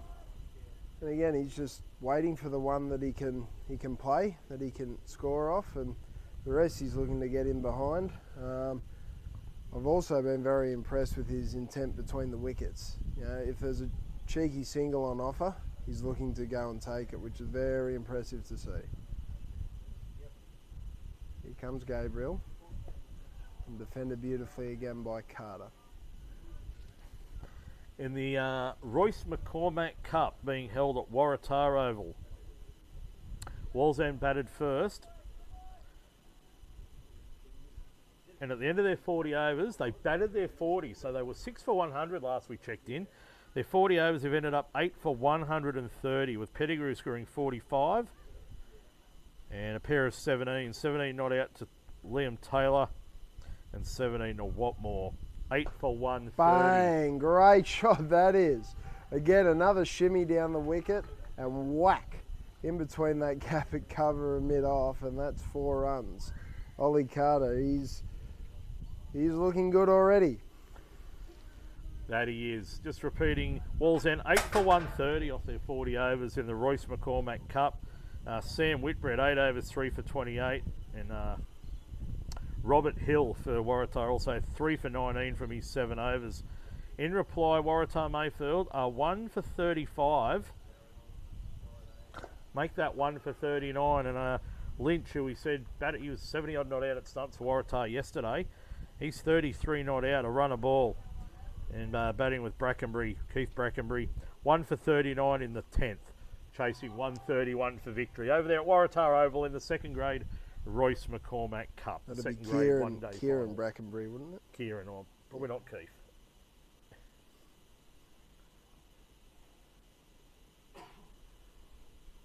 Okay, so a field change now. Deep mid-off is going back to the fence. So deep mid-off and a deep cover. So the leg side are all inside the ring. That's better fielding. Oh, that's a glorious stroke. I don't think it matters where you put these fielders. Ollie Carter looks like he's on today. Yep. He's just squirted, as you like to say, Dave, that ball back with a point. Another boundary there, and making a mess of Gabriel's figures there. Couple of overs there, a couple of boundaries in that over, and after the end of the power play, after 8 overs, Newcastle City. Newcastle City are 1 for 33 off 8, as you can see there, Dan. 1 for 33 off 8, just over 4 runs and over. Carter looking very much in control in this run chase thus far. Oh, it'll be a different game now, I think, with the fielding restrictions. So we'll just have a quick look at the field. Can't see too many, so there's still the deep third man and fine leg. Is there any more out than that as McGann steams in? And again, they need wickets. It's not about containing at present, it's about bowling City out. So they need an aggressive as field as possible. If they start putting 4 and 5 out on the fence, it's just going to open up so many opportunities just to keep ticking this, rotating the strike, peeling off 1s and 2s. So at this point, I think just the 2 out still is the way to go. Yep. Particularly to Alomes, who's 9 off 24. He'd encourage the shot over the top. Again into him. He's playing the sheet anchor role while Carter's 19 from 21 with 4 boundaries. So a good partnership here. This partnership's already moved along to 26. 1 for 33.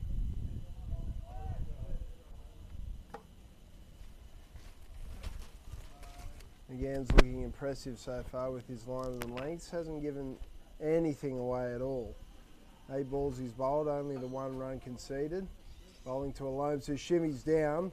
Big swing. Goes through the keeper. So, I don't know, maybe although we've seen Alomes do that before, but maybe a sign of frustration that been tied down for a little bit now. 26 deliveries. He's looking to hit McGann over the top there, with the field still up. Yeah, there's no reason, there's no requirement for that. City are in a very good position, and Carter's showing, with risk-free batting, still able to find the fence. So all Alomes needs to do is just see off the good balls, rotate the strike, not throw his wicket away. It's dabbed into third area for no run. 4 dot balls so far. He's been very tight so far, McGann. And Wallsend are certainly looking to him to provide some impetus to defend this total down. Yeah, look, I don't think it's beyond the common sense that Wallsend need to bowl City out. I don't think they'll be able to contain them in 40 overs. There's a point fielder now. That's interesting, isn't it? On the fence, square of the wicket, 2 alones. You've just bowled 4 dot balls to him and you've put an extra one out. So I wonder what the thinking behind that is. Anyway, I'm wondering whether they want to give him a single. I wonder if they just want to keep him on strike. It's maybe not a bad tactic, but you'd push you'd have 5 back then, wouldn't you? Nice straight drive there. That was a nice stroke. Well fielded there by Dan McGovern at mid-on. This is good pressure though. 5 dot balls. Alome's now 9 off 28. We've seen already once this over, he's looked to dance down the wicket and try and hit McGann over the top. Can he get out of this over with a maiden?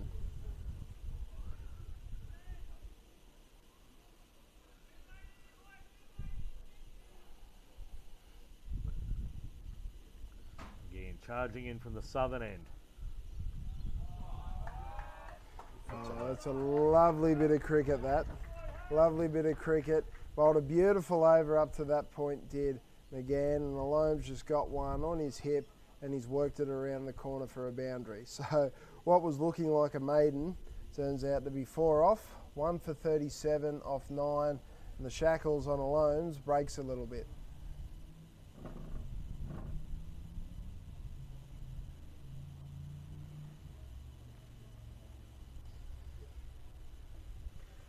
Wallsend won last year's Royce McCormack Cup in 2nd grade, so they're looking to go back to back over there at Waratah Oval, but Waratah, Mayfield in a strong position. This last year's Tom Locker Cup, you remember, was between West and Stockton Stockton batted first, and after West batted 1 over in the run chase, the game was abandoned due to wet weather. Yeah, I do recall that. I believe, was it Lee Weston scored 90 odd, I think, that particular fixture. Logan Weston. That's him, Logan. Ooh, bit of fire. That's what we like to see, and it's only over 9. How good's that? Well, over 10, I should say. So I don't think Gabriel needs to be frustrated here. He's bowled pretty well. He bowled that beautiful Yorker to get rid of Wood. So we'll need to keep things tight. Got a long off in play. I'm just trying to see, is that deep square leg? That one's just driven nicely for a run. They ran the first one hard, looking to come back, but there was only one there. So the other fielder's out. There was one at, I guess, is that a deep point or is it deep cover? One at third man. Yeah. So the point on the ring. Mid-off is now coming up for Alomes. Anyone going out? Not that I can see. Gabriel to Alomes. Nice. And so they've brought that deep long off up for Alomes. They're happy to give Carter the single, but this way they'll keep Alomes on strike. So Alomes has to take a risk now to try and beat this ring field. It's interesting you say give Carter the single there. I still think Wallsend will be looking to try and get Carter out. I think that's certainly the key for them. If they can dismiss Ollie Carter as cheaply as they can, it will go a long way to defending this total. Very much so. I guess the next best thing is to keep him off strike, as Alomes has glided that down to third man. They've taken 1, they'll come back for 2. We'll fight in down there from third man. 2 more onto the total and take City along to 40. That's what he wants, isn't it? He's danced down the wicket quite often. I lost count how many times he's done it. The thickest outside edge that went down to the third man area. There's a breeze comes through here. It's nice, isn't it? Oh, shot. Beautiful straight That's by gone Alomes. over the fielder inside the circle there at mid-off. Coming back for 2, won't go to the fence, and that's excellent running. They'll pick up 3 there. Excellent running by the 2 City batsmen. This might kickstart Harrison Alomes' innings here. It's been a bit becalmed so far since Ollie Carter's come to the crease. He's now moved up to 18 of 32 deliveries. 2 boundaries in that. He's batting very well. The perfect foil to Ollie Carter thus far. Oh, he's pierced the gap there, but again, there's take one. That's all it'll be. Keep the strike. 10 overs completed here at number 1 Sports Ground in this Tom Locker Cup final. Wallsend dismissed for 193 on the last ball of the 40th over. And in the run chase, Newcastle City are 1 for 44. So they still need 150 from 30 overs. So my Wallsend high maths, 5 runs and over is the target with 9 wickets in hand. Carter, 21 from 24. Alomes, 18 from 32. Gabriel, 5 overs, 1 for 26. And I'm just wondering whether they may spring a bowling change for the northern end. Try and change things up a bit. Gabriel's going for 5 and over. He took the first wicket. I'm just wondering whether Wallsend might be served, bring on maybe Parkinson, introduce some spin to proceedings. For now, McGann to Carter. Oh, playing a miss. Been very impressed with McGann so far. Probably only that one wasn't an overly bad ball, but it was in at Alomes' hip at the end of last over that he worked away for a boundary. Apart from that, he's been flawless so far with his line and length. This is probably a key matchup, isn't it? McGann to Ollie Carter. Yeah, well, McGann will back himself to take this big wicket for his team, where Carter will want to try and see off McGann, is one of the quality bowlers in the competition, a representative cricketer. There are 4 players out, so still the fine leg and third man on the fence. Got a deep cover and a deep square leg. Okay, Blake at point's warming up. This looks like he bowls some seam up as well. So it looks like there may well be a change at the northern end, but it may not be spin just yet. Anyway, McGann into Carter once again. Just defended there, no run. Cooled down significantly, Dave, here at number 1. Yeah, there was a little bit of cloud cover overhead. Quite comfortable conditions. It was quite warm there early on.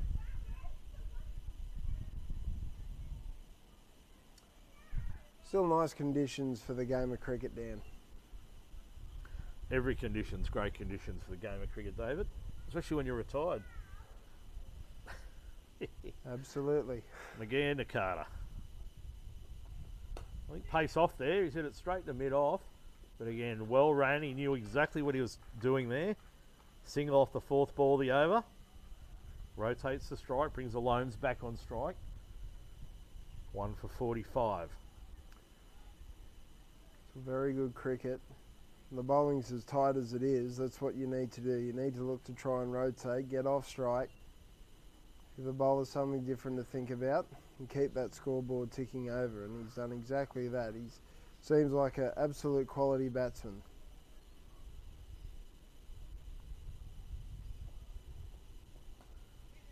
Leading edge down to third man. Just easy single there to City. Another one onto the total, 1 for 46. 1 ball remaining in McGann's 3rd over. No wicket for 6. Well, none for 7 that'll be. Very economical, but he'd love a number in that wicket column.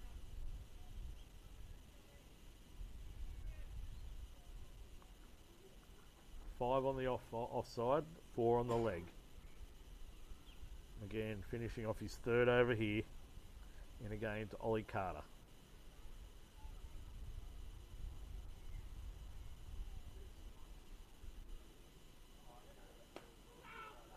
Defends that away on the offside. A big no calls the shout. Over completed. 2 from it. McGann, no wicket for 7 from 3.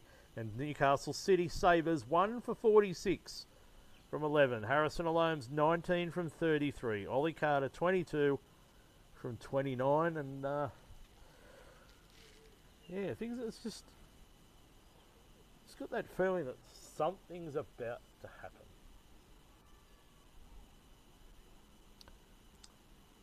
It's very pedestrian at present, but that's, I guess, where we're at with the game. Neither team... City don't need to do anything silly here. They're well in control. Where Wallsend, they need wickets. Now, there is a change of bowler here, as we thought there might be. Is that Lachlan Page? Yep. Well, it's the other Page from Wallsend.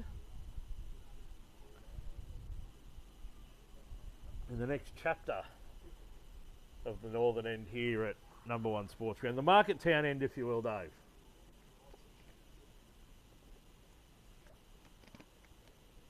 Very good, Daniel. That's what I do. Oh, as my knees have gone to sleep. Okay, Lachlan Page to Harrison Alomes here. Number 1 Sports Ground. Tom Locker Cup final. It's a full there on the stumps. Just punched out there to the sweeper on the cover boundary. A single to start this 12th over.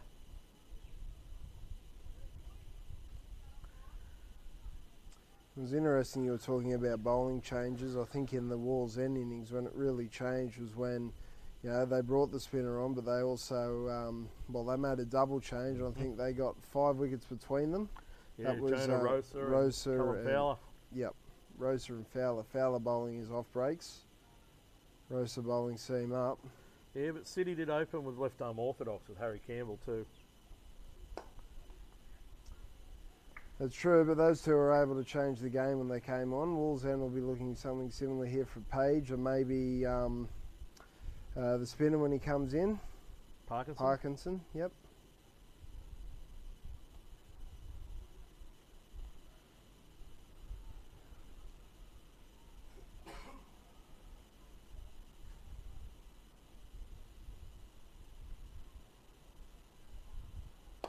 Shimmy down the wicket again, and that's beaten the field. Chase is on, but the ball's going to win. That's another boundary. This time it's Harrison Alomes. He's shimmied down the wicket, and he's hit that through the cover region. He's starting to get a move on now. He's overtaken Ollie Carter. He's now on 24 or 35 deliveries. So perhaps he's starting to find his range here. Score now moves on to 1 for 52 for the Sabres. From Page, bowling again, shimmy again, this time he's hit it straight to cover.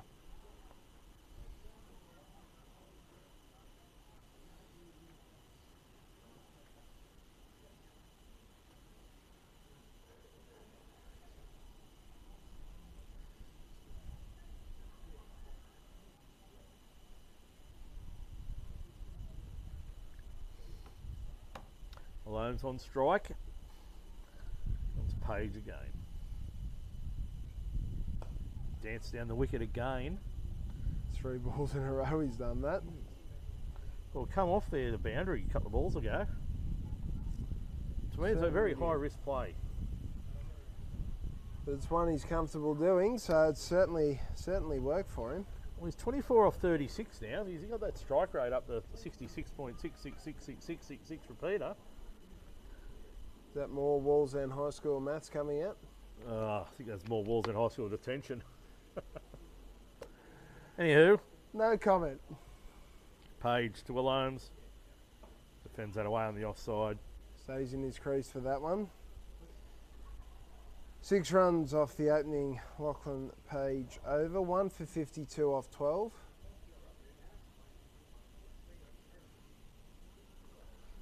Probably a good time to mention as we see, well, very good time to mention as the banner comes across your screen there, the sponsors of the Newcastle District Cricket Association. You can see the Ripit logo of just newly set up at Broadmeadow. They've been great sponsors so far, and I believe Mark from Ripit will be in for the presentation this afternoon. You can see Lane Templeton there, Kookaburra, and also the Newcastle Council, all wonderful supporters of cricket in the region, and we greatly appreciate all their support. Well said, Dave. That we do. Without the support and sponsorship and funding that goes with social cricket, this frankly doesn't get up off the ground. So we certainly appreciate all the sponsors supporting cricket in Newcastle. Pat McGann, 3 overs for 7, bowling to Ollie Carter, the skipper here of Newcastle City. They're 1 for 52 off 12. Oh, another great nut. It's 2 overs in a row, I think, the first ball that McGann's beaten Carter outside off stump. It's a very good battle, this. Very good battle. And I think both of them probably realise the importance of this. A bit like a game of chess, Dave. What a wonderful game that is. Just like this one that we've got in store at the moment, Dan. Again, not looking to do anything extravagant here. He's just banging away at that line and length. Being very patient. Great running. That's very good running. Putting that pressure on the ring fielders. I mean, you wouldn't think that there's a run there, and that's ended up a very easy single to Newcastle City. Carter showing his experience. He's now moved on to 23, 24. Yep, 24 is correct. That's all up to date, Dan. Don't worry. You're on the money there. Starting a pretty good partnership here. 4 runs off being a 50-run stand. And that's another good run, this time from Alones. Ooh, direct hit might have been interesting. He gets a direct hit into the shins just for his efforts.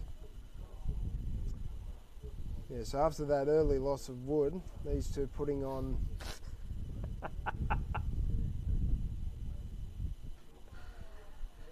Sorry. No, you're not. I'll repeat that again. No, I won't repeat it again.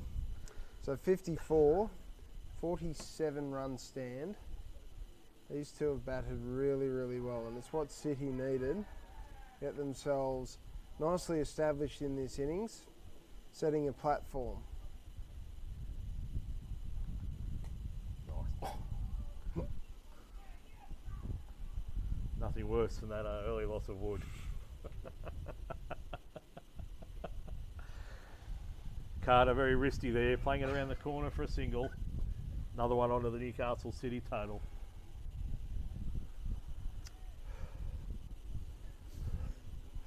This broadcast has just gone from bad to worse to probably unrecoverable. But anyway, we'll do our best.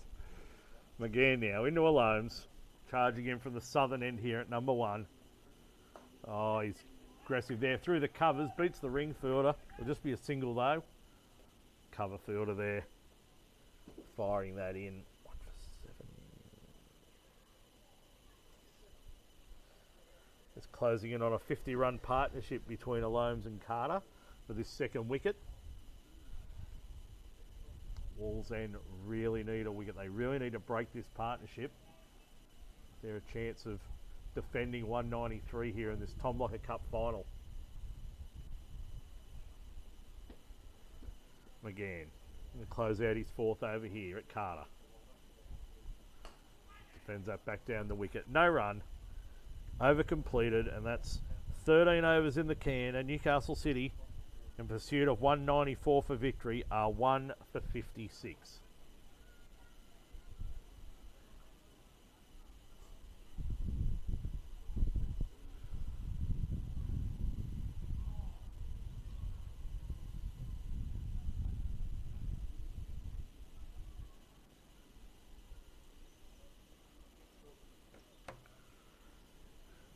Page will bowl his second over.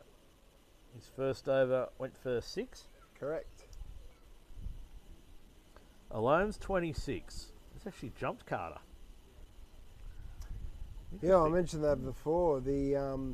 He's actually starting to get his innings back on track. He's still dancing down the wicket, and he's comfortable doing that.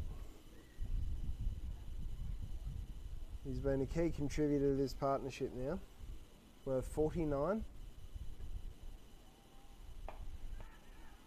Well, and that's another dance down the wicket, and that's over the top. That'll be a boundary, bringing up that 50-run stand. That was Ollie. No, that was Alones who hit that. Nice so stroke. He's now on 30. Again, he's must be something that, as you mentioned before, he's good at, isn't he? Oh, look, it certainly works for him. 30 now off 41 deliveries. That strike rate's up to 75 now. He's really starting to accelerate. And where before Carter was scoring freely and Alomes was more the backbone. Alomes has sort of taken on that aggressor role now. 1 for 60. There he goes again. And It's going to be 4 more. You're not going to track that down on this outfield. I really think this is unsettled Page with his line and length. You're seeing him coming, and he's changing up what he's doing, and so far Alomes is on top. Back-to-back boundaries to start the 14th over, and City 1 for 64. Alomes on to 34. One of those ones now for Wallsend. You got McGann bowling tight at this end, and at the far end, you're starting to leak a few runs. I think Parkinson, the spinner, needs to be introduced as soon as possible from that northern end. Take the pace off the ball. Make the batter. I mean, Alomes has shown he'll use his feet, so spin may well be something he's very capable of playing as well. But it'll be interesting to see how he goes. 2 boundaries already off the first 2 balls. How does he look to play it? Will he dance down again? Guarantee he will. Not. No, he just slaps that one across the line and will pick up a couple. 10 runs off 3 balls this over. All of a sudden, he's 36 off 43 deliveries. Really building a solid innings here, Harrison Alomes. I wonder if they've had a chat and said, well, McGann's bowling pretty tight. If we can look to put pressure on somebody, we'll put pressure on Page. Yeah, and that's smart, targeting one of the bowlers so they can't build a bowling partnership. What's happened there? The ball's been hit down the wicket. It's hit the stumps at the non-strikers. They've appealed because I think it may have come off Page, but Carter's clearly in his ground. Umpire Wade said not out. Sorry, Thomas has said not out. So it was a very exciting dot ball at the end of the day. Looked like For some. Well, it was almost a caught and bowled chance, almost a run-out chance at the non-striker's end. It ended up being a little dot. Dot ball, not out, move on. Alomes on strike, facing Page. I'm not sure if he got a hand to that at all. Anyway. Oh, that's too short. Down, well fielded there. Keeps that to 1. It's 11 from the over though. This is a good over here for City. 67 for the loss of 1 wicket. All of a sudden this partnership's raced along to 60 runs for the 2nd wicket. Both these batsmen are set. Page, final ball of his 2nd over, bowling to Carter. Oh, good cricket. Really good cricket. Gee, I've been impressed with their running between the wickets, Dan. If there's a cheap single on offer, they have been all too happy to take it. It's 1 for 68 off 14. All of a sudden now the run rate's just shy of 5 runs and over, and they're well on top of the run rate required with minimal risk. Been very smart batting by City. 2 experienced cricketers there, first grade cricketers showing their class here, and Wallsend. And I think the change of bowling is happening from this end now, and this may well be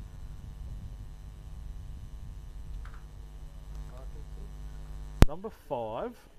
Keeper's up with the helmet on, so it will be spin or it'll be off-pace bowling. Just waiting on confirmation. Jack, Parkinson? Yes. Thank you. Got confirmation from the great administrator, Jack Bailey, that this indeed is Will Parkinson. The great administrator, did you say? Jack Bailey? Yeah, why not? So we've been calling for this. It's that time of the innings where Wallsend need to make something happen here. City are well on top thus far. It's still a long way to go. We still need 126 runs. Wallsend, more importantly, need 9 wickets. In comes Parkinson. All driven out there to the cover. Sweeper by Carter for a single. Are we right arm finger spin? Looks like he bowls off the opposite leg. So just looking at the field, so looking like 4 out. So deep cover, deep long off, deep long on, and deep square leg for Parkinson. Inside the ring, you've got backward point on the ring, cover 7 or 8 metres in from the end of the circle, short mid-wicket, and 45 degrees inside the circle of backward square. Parkinson into Alomes. Ooh, Very full, skidded on, outside off stump. Bit of extra bounce too on that delivery as well. I'll just have a look at the replay. Maybe a bounce a fraction more than he expected. Try to play on the back foot. Very full. Good use of the feet there by Loams. I'll take one. They'll probably come back for two. Oh, they were looking for it, but Sensible smartly call. sent back. The intent was there though, which is what you love to see. 1 for 70.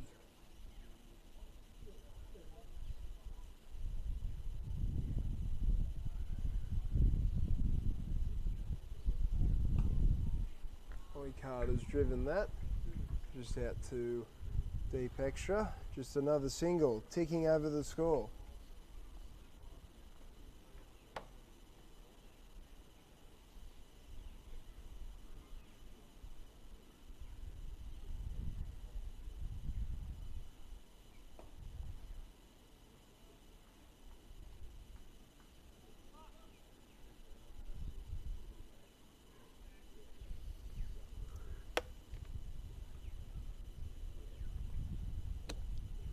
Well, that was very unlucky. Try to have a larrup at that one, as I'm sure you've coined that phrase, but well, what did you say about my batting at one particular stage? He's tried to hit that out of the park and all he's managed to do is not. Yeah, sounds like something I'd say, Dave. Yeah. Anyway, what's that? 15 overs completed and Newcastle City 1 for 71 in pursuit of 194 for victory in the Tom Locker Cup final here at number 1 Sports Ground. Newcastle City v Wallsend. Looks like a double bowling change, perhaps.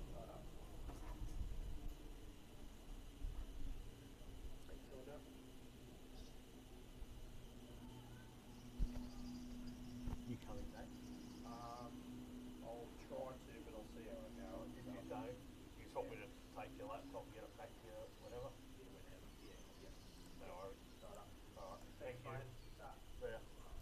Well, according to our graphics here, Dan, looks like Nathan Price. Interesting. Well, a very experienced cricketer, and if there's ever some experience needed here for Wallsend, Nathan Price could well be the man. They need wickets, and they need them fast.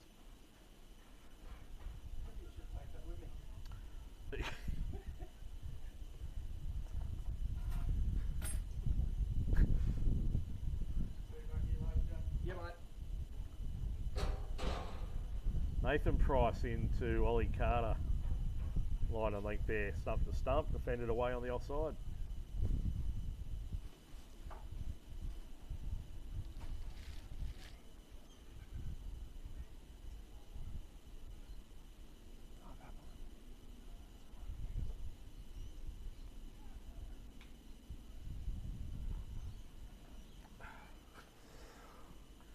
Price in again to Carter. Smart running again, just pushed away. Interesting. Well, that was pick up extravagant. Yeah. And we don't get to see that on the stream there, but it was quite extravagant. Low percentage play for same result. Well, it didn't cost him any extra runs. He didn't do a shoulder. Okay, so 1 for 72. Alone's back on strike. He is on 38 from 48. Ollie Carter, 29 from 39. Just using the pace of the ball. Smart batting there by Harrison Alones. Gliding that down to third man for an easy single. 1 for 73. That's been quite comfortable for them so far. As we sort of discussed, it really hasn't been... I know there's been a few cracks and things in the wicket, but it doesn't look like the batsmen have been troubled by anything so far. There's been a couple of balls that have beaten the bat, particularly from McGann. As Nathan Price is in again, and that's just played pretty delicately the third man for another run. But yeah, either innings I haven't really seen too much that has really troubled any batter out there. No, apart from that real snorter of a Yorker by Gabriel, the bowling hasn't. I mean, City have been in control. Yep. I think that's fair to say. Oh, shot. Alone's dancing down the wicket again. Well fielded down there. Deep long offs, run around and cut that off. He saved it from a boundary. Kept it to 2. It was very well fielded. I was about to say save your legs then, but that was very well done. It's just out of our vision there, but that's the sort of thing Wallsend need, those sort of efforts in the field where you're going to save a run here and there. All that up in the end. Good effort there, but just Could be missed to the another side. couple there. They're running hard. No, they won't come back. Again, that's good fielding. City running's been excellent as we've touched upon, but Wallsend fielding has matched it so far. It's the end of 16, 1 for 77.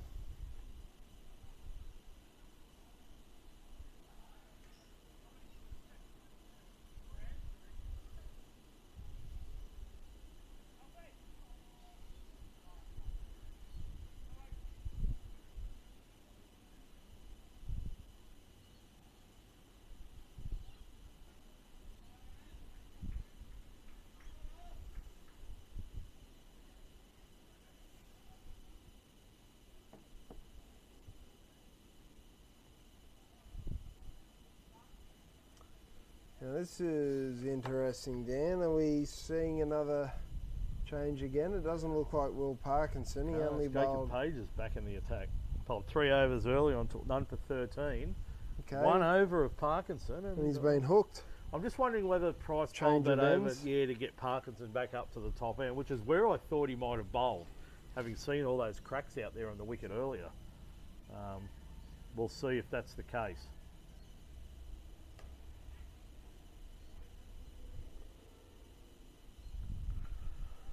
He might be a 3 over spell here for Page.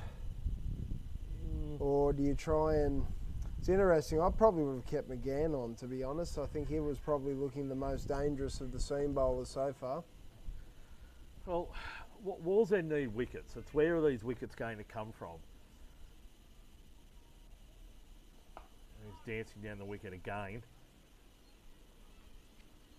I'm going to assume that this is Price's over was to swing Parkinson around to the northern end. So I'd imagine Page will bowl a spell here, whether it's 1, 2, 3, 4 or 5 overs, I don't know. But Wallsend need to do something, and they need to do it fast, because City are just going along their merry way here, peeling off this total. He's charged that and still managed to play it through the leg side for 1 for 78. They're creeping a lot of drinks here. It's just the 17th over, so 3.5 overs until the halfway stage of this Newcastle City innings. And just like that, Dan, too, Alomes is now 43 off 55, striking at 78. So it's really built a solid innings so far as Carter dances down the track, and he'll get a single for that as well. That's exactly what he's done. He's built an innings. He started out not so much slow, but very cautious. He still had that meeting the pitch of the ball in his game. But Carter from ball 1 was just cover drives, finding the gaps. And then over time, Alomes has playing his game and playing to his strengths. And it's been a great innings. Well fielded there in the covers. Geez, if that was a couple of metres either side, it was 4. He got right across his stumps then, Alomes, trying to drive that through the covers.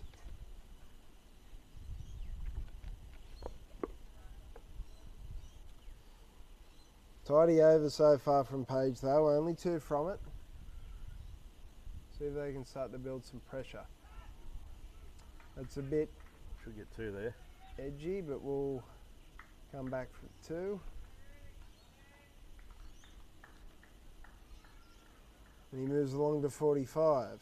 It's the end of that over. City are 81 for 1. 17 overs have been completed.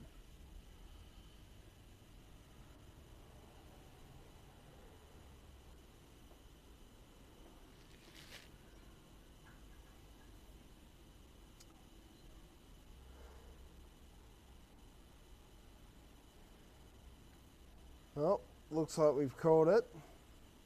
Parkinson will be on at the Market Town end.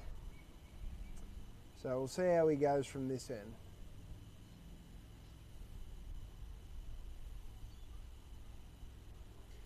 Didn't seem like there was too much assistance from him down this end, although There was one delivery that looked like it bounced a bit. We'll see if you can get any purchase from this end. Oh! Put down. It was hit extremely hard there by Ollie Carter. It was very similar to the caught ball that Callum Fowler took the catch, and we saw how big a wicket that was in their innings. Oh, there's no one there. That rubs salt into the wounds well and truly after you've dropped the catch of your own bowling. Granted, that was a tough chance. Oh, it's a very tough chance. But Ollie Carter's one guy you can't afford to put down.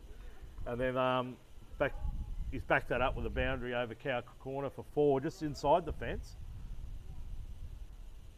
Yeah, that's a tough pill to swallow there for young Parkinson. Let's see how he comes back, see what the young fella's made of here. What medals has he got? Carter threw all but the kitchen sink at that one. Yep, no, it's good on Parkinson for tossing it up there. Carter's had a crack and he beat the bat, so well bowled. Comes again. Very full. Just driven out to the cover fielder there, out there sweeping on the eastern boundary. Clear intent, signal from Carter that he's not going to let Parkinson settle. Anything that's remotely loose, he's going to jump all over it. Similar to when Lachlan Page bowled his 2 overspell from that end. They were pretty keen to jump on him as well. So perhaps they're looking at the bowlers at this end, or maybe taking it one bowler at a time, but it's certainly working for them so far. 1 for 86. Oh, nice, that's lovely. Only be a single, but that's a lovely bit of timing there and placement. There's the Loams along to 46, and they're just going about their business very, very astutely. Astutely, that's a good word. And there's another easy single, Dan.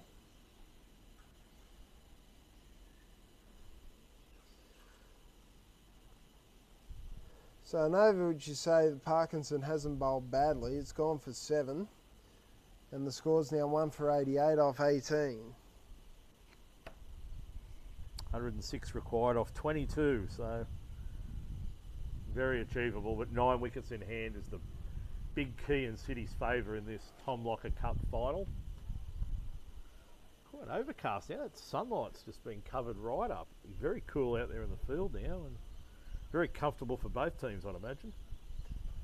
Comfortable for us too in the commentary area here. No complaints whatsoever, Dave. Page in again. Carter just pushes that away on the offside. Jacob Page, 4 overs for 17 going into this 5th over. With this over and one more from Parkinson, I'd imagine, before the drinks break. Reassess where this game's at in that short break. But Jacob Page bowling to Ollie Carter now. Wallsend looking for their 2nd wicket. That's been smashed a point, well fielded. Savage. Sound off the bat. Oh yeah. Sensational. Cracking sound off the bat.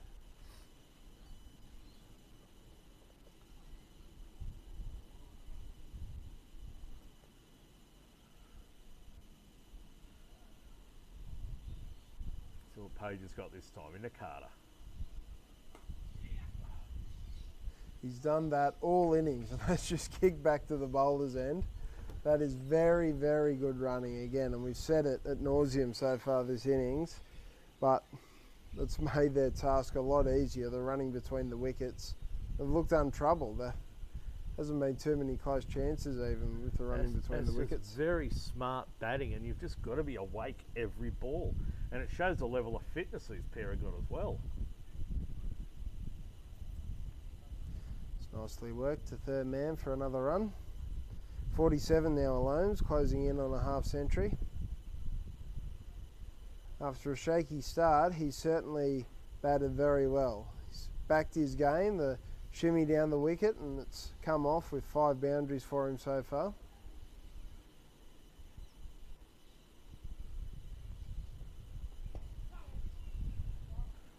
Still, plenty of work for City to do here. It's by no means a foregone conclusion. We've seen lots of funny results so far in your time as commentating NDCA games, Dan. There's lots of games where we think the result should be in the bag, but something miraculous happens and it goes the other way. Wallsend will be looking for something similar here at the moment. So we got through the colours. They're coming back for two, and again, good running. Pretty good piece of fielding too, because as we've seen, this outfield is lightning. 19 overs are completed, 1 for 92. The Sabres with Carter 40 not out off 51 deliveries with 5 boundaries, and Harrison Alomes 47 not with 5 boundaries as well.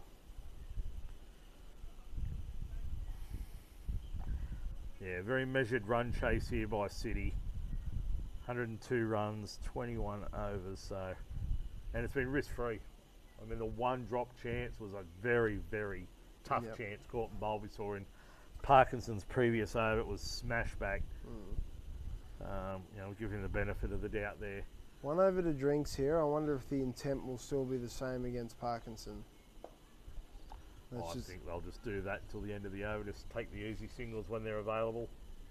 Yeah, that's certainly the high percentage play.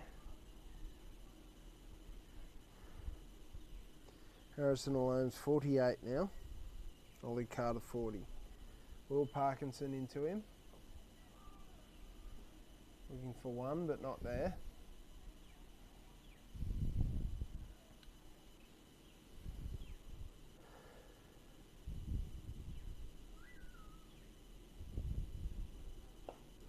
Oh, he's looked to have a swipe at that.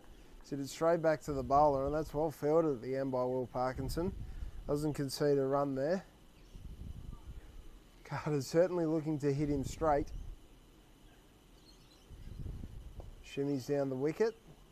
Plays it into the onside this time. 2 to come. And there'll be a break for drinks. Parkinson. Oh, that's quite carry. It was all the way along the ground. Good fielding. Fielding has been pretty good for Wallsend. I think I can only think of one missed field. Obviously that drop catch, which was a tough chance. But that ends a pretty fabulous session there for Newcastle City, one has to say. 1 for 93. Harrison Alomes will leave the field 48 not off 60 balls. And Ollie Carter, the captain, 40 off 56. Both have got 5 boundaries and both have looked fairly untroubled. As we mentioned, that one tough chance to Will Parkinson caught and bowled. But apart from that, these two players have looked pretty assured at the crease. I think there'll be a lot of thinking time here for the Wallsend Tigers to try and find a way back into this one, Dan. Yeah, I think so, mate. There's 100 runs, well, 101 runs required by City. They've got 20 overs, 9 wickets in hand. I mean, they've done the hard yards. They've got through that first 20. They got through the new ball. I think they've used 5 bowlers already. 6. 6 bowlers. And apart from one absolute corker of a delivery by Gabriel to knock over Wood, City's just been very in control. Wallsend aren't really doing anything wrong, but there's nothing there that's really bothering this City pair of Alomes on 48 from 60. Now going at 80% or 80 strike rate. Ollie Carter 40 from 56. Callum Gabriel, the wicket taker, 5 overs, 1 for 26. But Wallsend, I mean, we keep saying it, they need wickets and they need them fast and they need them in groups. Wickets will change things, though. Well, they will. So 101 off 20. So the run rate's at 5 and over. So it's actually just a bit higher than what it was at the start of the innings. But 5 and over is not unachievable on this ground. It's very fast, as we keep saying. It's going to be a bit tougher for boundaries with a maximum of 5 allowed out of the fielding restriction ring. But this pair have shown that they'll drop the ball at their feet and run for 1. So if there's all these fellas out on the fence, it's going to make so many more opportunities to double up, run 2s, and for what we've seen this pair, easy 2s. Wallsend need to dismiss. They need to get 2 fresh batsmen out there who need to restart an innings from scratch.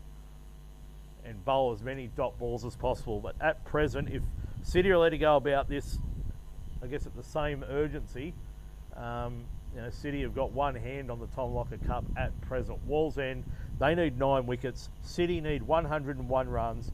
A big 20 overs to come here at number 1 Sports Ground in the NDCA Tom Locker Cup final.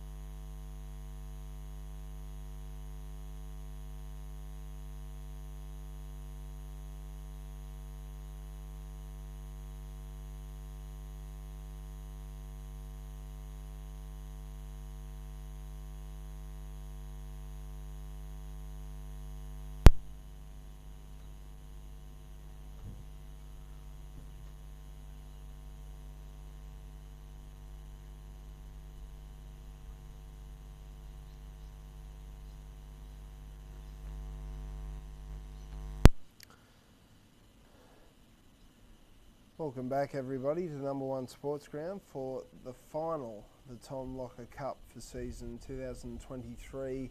It's the Wallsend Tigers taking on the Newcastle City Sabres.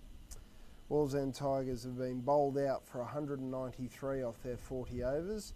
In reply, Newcastle City are in a pretty solid position, 1 for 93 off their 20 overs, so requiring another 101 runs off the final 20 overs of the match.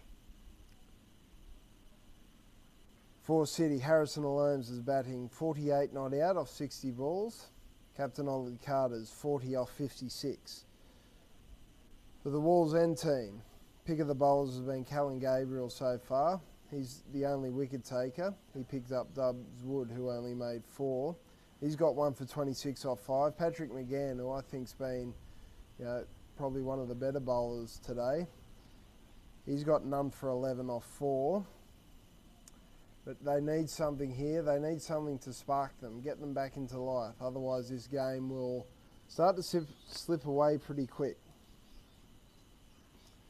City looking untroubled so far. Here we go.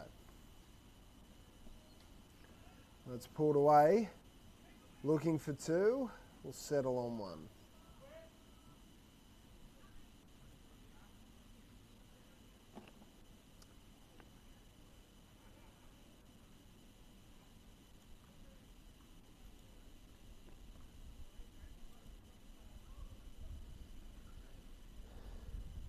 Looks like Nathan Price bowling. Harrison Alomes has just moved to 49. Ollie Carter's just pushed that into the offside, won't get a run there. So Nathan Price having another over. This is interesting as well. Only 2 overs for Jacob Page in his spell. So Wallsend trying to change things up in the hope of trying to get a wicket. He's bowling to Ollie Carter. Oh, very good running. Very good running. And they've done that all innings. It's been a feature of how they've played so far. And that brings Alomes on strike, who's 49 unbeaten. We'll be looking to pass the 50 mark and then kick on. We'll want to be there when the winning runs are hit from a City perspective. Price is into him. Smart batting. And that brings up the 50 for Harrison Alomes. As the crowd celebrate, he acknowledges them. He's got 50 off 62 deliveries with 5 boundaries. It's been pretty to watch. He had a bit of a struggle at the start of his innings, but has been able to get going after that, Dan, and has looked the good since then. Yeah, very solid opener's knock. And yeah, exactly what City have needed in this Tom Lockyer Cup final. Very steady partnership, and I mean, they've put on, what, 88 runs for the second wicket. Very good partnership. The top order doing a great job here for the Sabres thus far. 100%. Price has kept things tight in this over so far. Only conceding 3 runs. So at the end of 21, City are 1 for 96. Yeah, so Parkinson will continue on from the northern end. His right arm off break. And I know we keep saying it, but Wallsend need wickets. City don't need to change a thing. They just keep doing what they're doing. And I think they'll be in for a long night at their sponsor. Absolutely.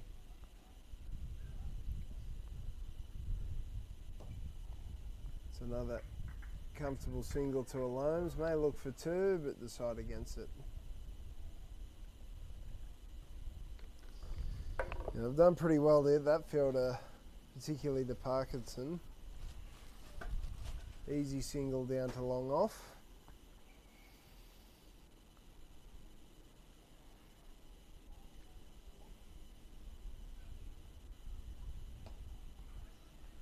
Well fielded. Well fielded.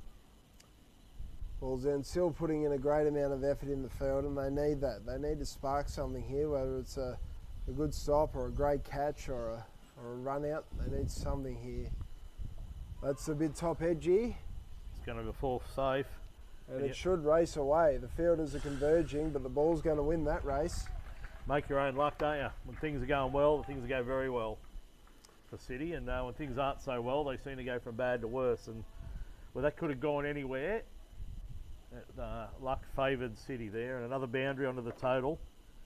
And puts Carter along now to 45. He's closing in on his half century. 6 boundary as well. Again, it just goes to show you beat the infield, as he might do again here. Oh, they'll come back for 2 for sure. There are plenty of runs to be had. That's very good cricket. So the 100's been brought up as well. 1 for 103. 96 runs between these two. Great partnership.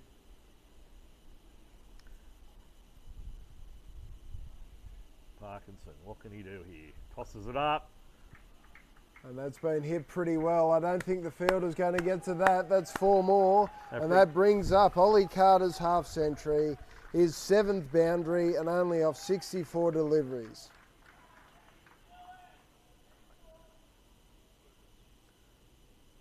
That's a great knock. 2 great half centuries here.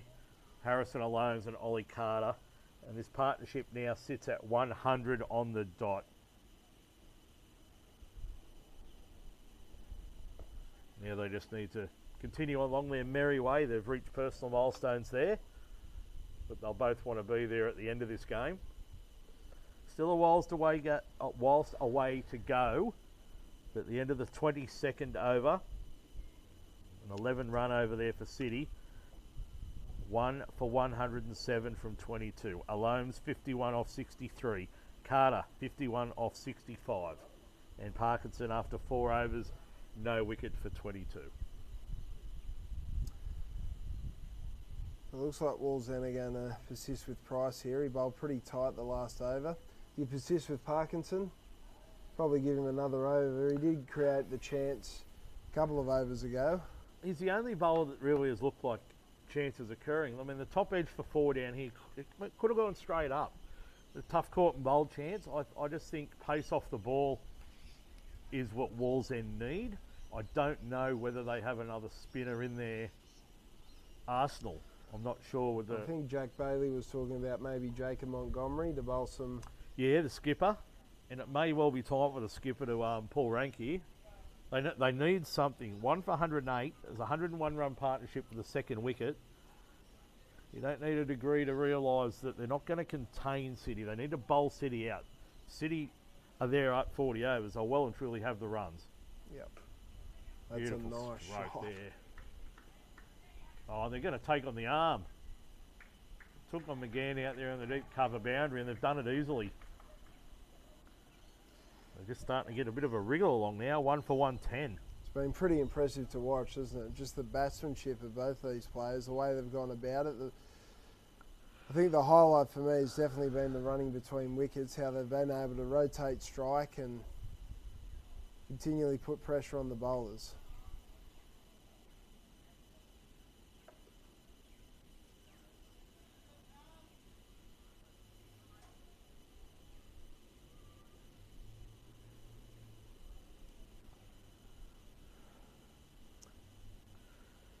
See what Price can pull out of his magic trick box of tricks here. Full of ball there, driven down the ground, straight to mid-on, but another comfortable single there to Carter. Takes him to 54. As you mentioned earlier, Dan, it's 1-1-1 for 1. Oh, Nelson, David Shepherd, the hop on 1 foot or something. As you mentioned earlier, it's gone a little bit quiet out there. Wallsend need to spark something here.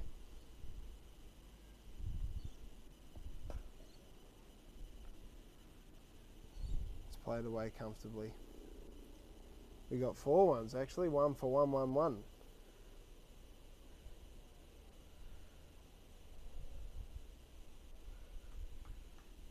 So there are some options that Wallsend have at their disposal, whether they'll go to them or not. Ooh, Anyone's guess. that was a shimmy down the wicket and it's gone past the outside edge. So it's all picket fences here. 1 for 1-1-1 at the end of the 23rd over. Alome's 52, Carter's 54, Nathan Price 3 overs, no wicket for 13. City need 83 more runs, 17 overs, so less than 5 and overs the required run rate.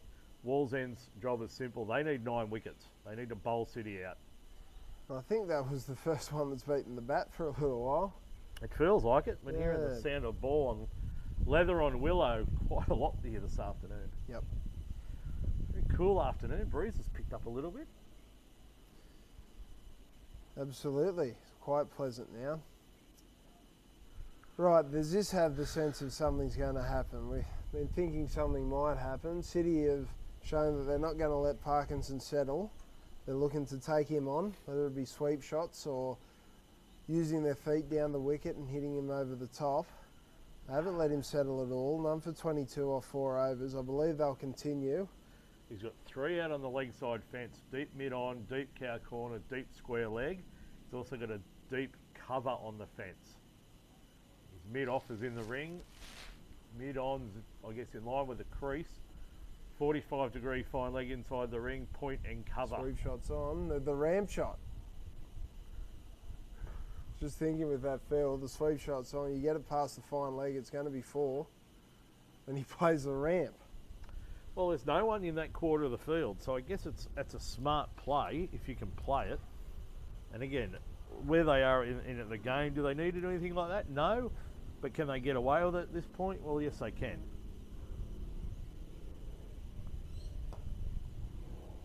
Good use of the feet by Alones, which we've seen all afternoon, getting to the pitch of the ball, driving it back to Parkinson, no run, 1 for 1-12. Alones 52, Carter's 55, Parkinson in again. Tucked around the corner. They'll take 1. That's all I'll take. Carter says no. I'll just send you back, and smart, there wasn't 2 there. So another one to the total, 113. Is Ollie Carter the strike now.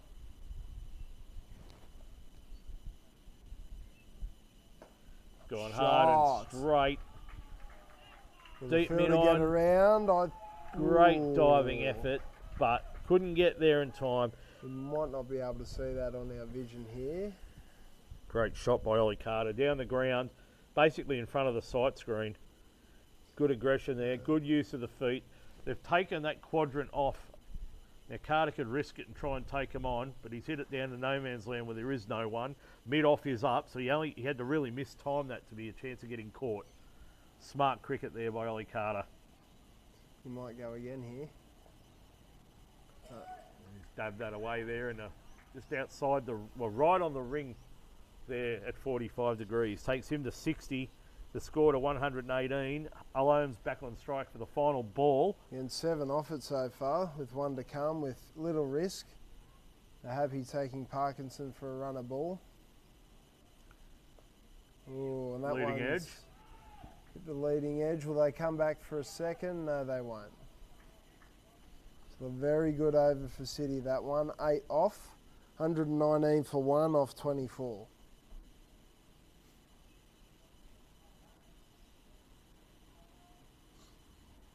Yeah, it's hypnotising.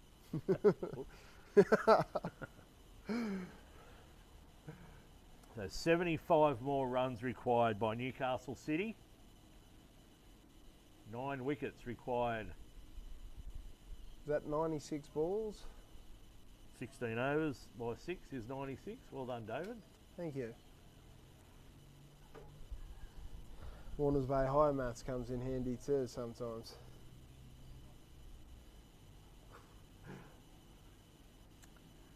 Indeed. Right. So this will be Price again. Has to use all of his experience here. Needs something here, Wallsend. Oh, that's edged. Will only be a single. Third man will cut that off.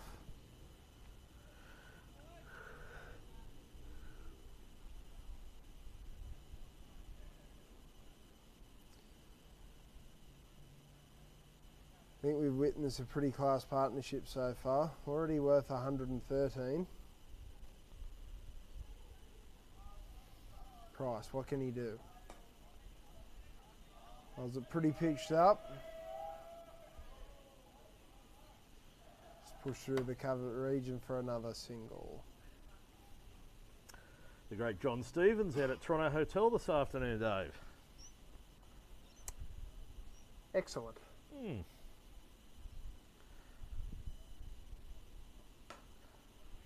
We're fortunate we're here at number 1 Sports Ground. Where else would you rather be?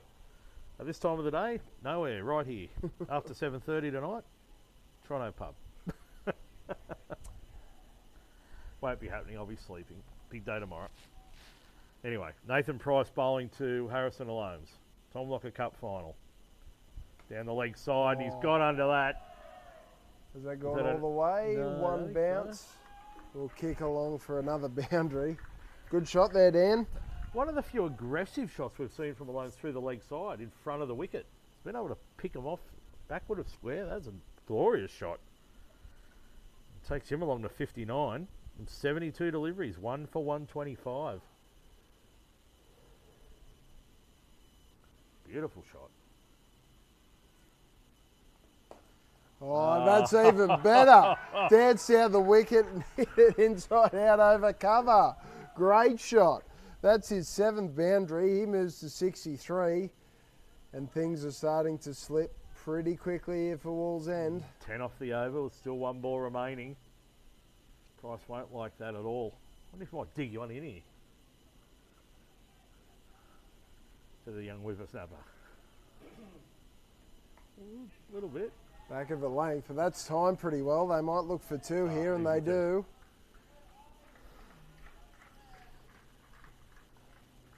They're rollicking along now. 131 for 1 off 25 overs. Yeah. What's that? 63 required of just 90 deliveries. Yeah, 9 wickets in hand, the big key. City really going about this quite comfortably. And something drastic's going to have to happen in this fixture very shortly for City not to continue on to be the Tom Locker Cup champions for 23-24. Still 63 runs required. A lot can happen. We've seen just about everything happen in various two-day, one-day and T20 finals here in the NDCA over the last few years that we've been live streaming. Oh, reverse sweep. Oh, what a shot that is. As I was just saying, we've seen just about everything. And Ollie Carter's just played God, I think he was set up nearly left-handed. As I looked up, he was left-handed. And he smacked Parkinson over, well, I guess that's cover. But over left-hand cow corner for 4. Swept over cover, yep. But the only thing we haven't seen today is a 6, actually. Of Yeah, things that's that you true. normally see. Speaking of something you don't normally see, I'll tell you what, he might have... Ooh. And he's out. Carter's hold out there to cow corner to deep mid-wicket. Parkinson has got a thoroughly deserved wicket. The second wicket has fallen. And Newcastle City, 2 for 135. Ollie Carter, a well-compiled 65 off 74 deliveries, 9 boundaries, and a quality partnership of 128 for the second wicket has come to an end. But Ollie Carter, he's done a great job for his team. Captain leading from the front with Harrison Alomes here. Newcastle City, 2 for 135. I was just saying, Dave, something that we don't see very often. A double hat-trick happened for Merriweather in second grade yesterday. Wickets on the 3rd, 4th, 5th and 6th ball of an over. It was actually a maiden as well. 4 consecutive balls of wickets. A double hat-trick. Well, Wallsend will probably be aiming for something similar there, but that's a great achievement for that bowler from Merriweather. Oh, I think they need more than a double hat-trick here, Wallsend, but they've got a wicket. It started something. They've got a new player. It looks like it's Nick Walker who's come out to the middle. Oh, well, if he bats like he catches, he took that screamer in the covers earlier. I think it was Cameron Burt. He caught one-handed perpendicular to the ground at cover. It was one of the greatest catches I've seen live in a long time. Callum Gabriel took the catch out there at the mid-wicket fence. Very solid there, just defending that back down the wicket. This is where Wallsend need to spark up here. There's a couple of more chatter out in the field. This is what you need from them now. They've got a wicket. They need to go bang bang here. Ollie Carter, that was a brilliant innings of 65 from 74, but that was probably the one time that he didn't quite execute what he was looking for. And perhaps didn't need to play that shot. He just hit one boundary. What he'd been doing previously was hitting boundaries and then running hard for singles and twos along the ground. Yeah, look, I mean, there wasn't a need for it, but I mean, he's batted glorious, and he's a skipper. He's in control, and it gets another opportunity for one of the City top order to get some centre wicket experience. But still, 59 runs required from 84 deliveries. 14 overs. If Wallsend can get another couple of wickets back to back. I was just thinking, how is this going to change Alomes' game now? Will he be looking to still do what he's been doing, looking for boundaries, or is he going to try and be that one to make sure he's there when the winning runs are hit? Well, the last thing City want now is for Alomes to get out. All of a sudden, you have 2 brand new batsmen at the wicket. Yeah, they're in a good position, but they both have to start from scratch, and things can be a bit slow, and they've got a few overs to play with where they can have a couple of 1-2 running overs to get their eye in, but if they get too cautious, it can also lead to wicket. So Alomes still has a job to do here. This is a good move too here. They're bringing McGann back on. Oh, you have to. You've got to go to your strike bowlers. If this is pretty much Wallsend's last throw of the dice. They've broken that partnership, 128 run second wicket partnership. Nick Walker's on strike. I mean, get him early. Great for Wallsend. Alomes is the key wicket. He is set. He is in it. He's seeing them like beach balls. Alomes is back on strike. I apologise. I was just following the asterisks. So, if If McGann can knock alarms over, Wallsend can dare to dream. But at present, solid defence. That's good cricket. Yeah, good game awareness there. McGann hasn't left that spot all afternoon. Even coming back now for his second spell, right on the money again. And he needs to be. His side need him here. Game's still not over yet.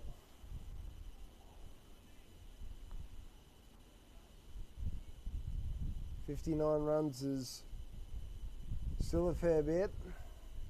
Here's McGann. It's nicely tucked off the hip.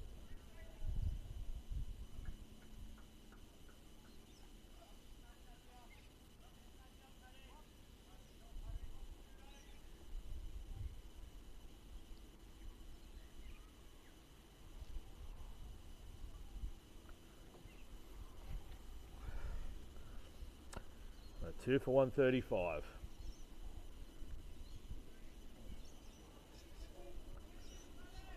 Walker on strike now.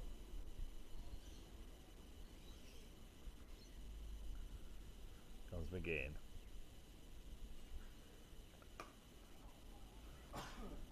That was very well dug out. Pretty good Yorker, to be fair. Tell you what's a ball that's seen it go missing from the game. It's, you know, I see a lot of them these days, and we saw a cracker right at the start. Certainly did. From Callan Gabriel to dismiss Dubs Wood. It's a very effective delivery. It's very, you can't do much with them.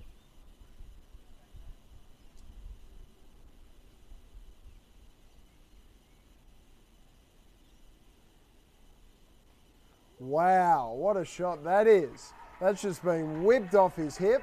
That's gone all the way. First one of the day. Just, yeah. Not a bad way to get off the mark though, is it? 6 bits, that'll do you very nicely. All of a sudden, Walker 6 from 6.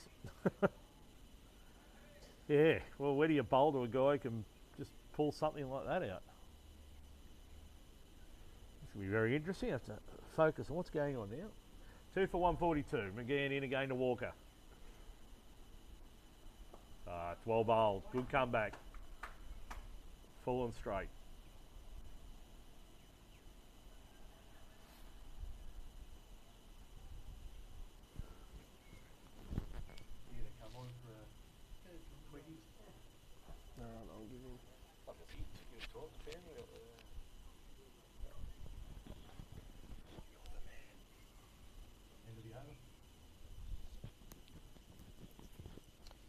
McGann in again, bowling to Walker.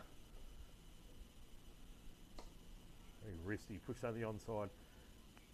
Glorious stroke for 6 and a one-handed screamer in the covers. He's had a enormous impact on the game. That's the end of the 27th over, and Newcastle City in pursuit of 194 for victory, 2 for 142. Harrison alone to 66 not out from 76 deliveries, 7 fours. Nick Walker, 6 not out from 8, with a glorious 6 over backward square. The first 6, the only 6 of the match. Newcastle City, 2 for 142. 13 overs remaining in this fixture here at number 1 Sports Ground. The Newcastle District Cricket Association Ripper Golf First Grade Tom Locker Cup Grand Final. Will Parkinson, 6 overs, 1 for 34, starting his 7th over. Just pushes that down the ground, does alones, and a single taken. 2 for 143. I'd like to welcome to the commentary position the chairman of the Newcastle District Cricket Association, Mr. Aaron Gray. Hey Dan, how you doing? Fantastic. Great to be here. Great to see you. Welcome along. Enjoyed the final so far? Yeah, it's been a good game, hasn't it? That wicket just then with Ollie Carter does shake the contest up a little bit. I thought they were looking pretty comfortable prior to that, but yeah, that shot over fine leg from Nick Walker was a decent way to get off the mark, so maybe the momentum won't be stalled too much. Parkinson in again. Walker just tucks that around Because they've taken one, they're going to take on the arm. Actually, no, they're not. It's an easy 2. Again, just easing that back in. 2 more to Walker, 2 for 145. This Harrison Alomes has looked very good, Dan. Really compiled this innings well and taken on the bowlers at the right moments. It's been a great innings from the young fella. Been a very mature knob. Started out cautious, and Ollie Carter seemed to have the ascendancy early on. And it was funny how their partnership sort of mirrored each other to the point where Alomes was actually caught and passed. But it's been pretty much a risk-free innings too. Yeah, I agree. His shots when he's taken on the bowlers have been, signs of aggression, but they've been the low-risk options as well. So, yeah, it's been good to watch. I was just having a quick chat with Shane Burley. Obviously, heads up our Pathways programs in Newcastle, and yeah, he's got big raps on him as a young fella coming through. He's got another year of Colts left in him as well. So, yeah, good player to watch. Oh, an abundance of young talent within the Newcastle District Cricket Association ranks, that's for sure. And of course, congratulations once again, becoming the new chairman of the NDCA. Paul Marjorie ranks did a stellar job over a number of years. How are you settling into the role? Yeah, look, it's been it's a tough time of the year for any administrator, but no, look, I think hats off to really Josh Moxie and Sharon Beck, mate, to be honest. Stepped into their roles, which has obviously made my role and my transition in the chairman's role really smooth. And obviously Jack Bailey's the constant there in terms of that grade, the comp admin duties. So yeah, look, I think those three wearing most of the heavy load on the administrative stuff. But yeah, no, it's been good. I've starting to meet some more relevant stakeholders that Paul would have managed previously. So, and look, Paul's always available on the phone, so he's been great to bend his ear. Good person to be able to call on as required. So, yeah, no, look, it's going well, and been a part of the association for 12 years, so I suppose that's an advantage in some ways as well, understanding a lot of the stakeholders at clubs and a lot of our membership and the rise of some of our competitions and some of the challenges that's set for us. So yeah, it's going well. Thanks, mate. No, it's good. As you said, a collaborative effort. It's a really good team. I guess sort of a new look team on the NDCA committee or board of management this season. And I mean, you've only got to see the success of the various competitions to see that reflects on what's happening there at committee level. So well done to everyone involved. As McGann starts his 6th over, none for 18 from 5. City 2 for 151 here with just inside 12 overs remaining.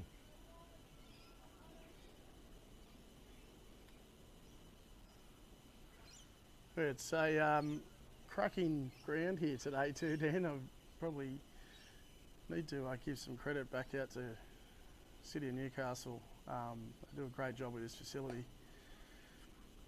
We love to see more cricket here. Love to see it earlier in the season as well, but can't fault the fact that they've really timed it well to get us to this grand final day today, which has been great. Well, again, we're only, 5-6 weeks into the competition. I mean, Aussie Rules has played here in the off-season, and the nature of the game, grounds get chopped up. So, considering how well the condition of this ground is 6 weeks into the season, that's a credit to the City of Newcastle ground staff and the team here that curate and ground manage. So look at that, that's lightning fast. That's going to rocket away to the fence. It's going to be stopped just inside. Good fielding, actually. Yeah, there's a lot of cricket going to be played here throughout the year, Dan. We've got the national championships here, both men's and women's in January. This ground will get utilised, all but just a handful of days through that time. And then that leads obviously into our summer bash, where we have 9 midweek matches played over that 3-week period. So, and under lights too. It's fantastic here last year, those twilight fixtures, Tuesday, Wednesday nights. Yep, this camera will be in this position for the entire glorious 9 weeks. That is a great shot. This Nick Walker can play. Yeah, I was just looking through. I have a mutual friend of his actually, but I don't know him personally. But yeah, very interesting hearing his backstory. Obviously, played a lot of cricket in Sydney. Right. Okay. Pre-COVID. Yeah, so fantastic acquisition for Newcastle City and also our competition. This is the first time I've seen him bat, and I'll tell you what, it's been an impressive 13 balls so far. That shot and his shot to get off the market, absolute crackers. Yeah, I wasn't familiar with him either. The catch he started, I'm not sure if you hear when he took the one-handed screamer. I heard at it the was a covers. screamer, Oh. yeah. I've had a couple of messages come through during the look out for him because he's a cricketer of quality, and seeing that, yeah, it's certainly a name to watch. And again, through the Summer Bash, he's available. So no City. I know obviously Angus McTaggart in Sydney, Ben Patterson. Ben Patterson's at Waratah this year. Oh, he's like, okay, I wasn't aware. He's like City, okay. But yeah, City just keep churning out some quality cricketers, and I mean the pair at the wicket, Ollie Carter, a testament to yeah, just what City are doing here, which is it's great to see. 2 for 160 at the end of the 29th over. So still 34 runs required, 11 overs, and City inching closer and closer, getting their hands on the prestigious Tom Locker Cup trophy. Just had mail in that Angus McTaggart took 5 for 18 today in a Big Bash combined game at Cricket Central. Oh, well done. So that's a big result. Quality cricketer and a more quality individual. I think he took a bag of wickets there last weekend. I'm sure I got a text sent through. Randwick in North Sydney. Have to have a look. Might be in my text actually.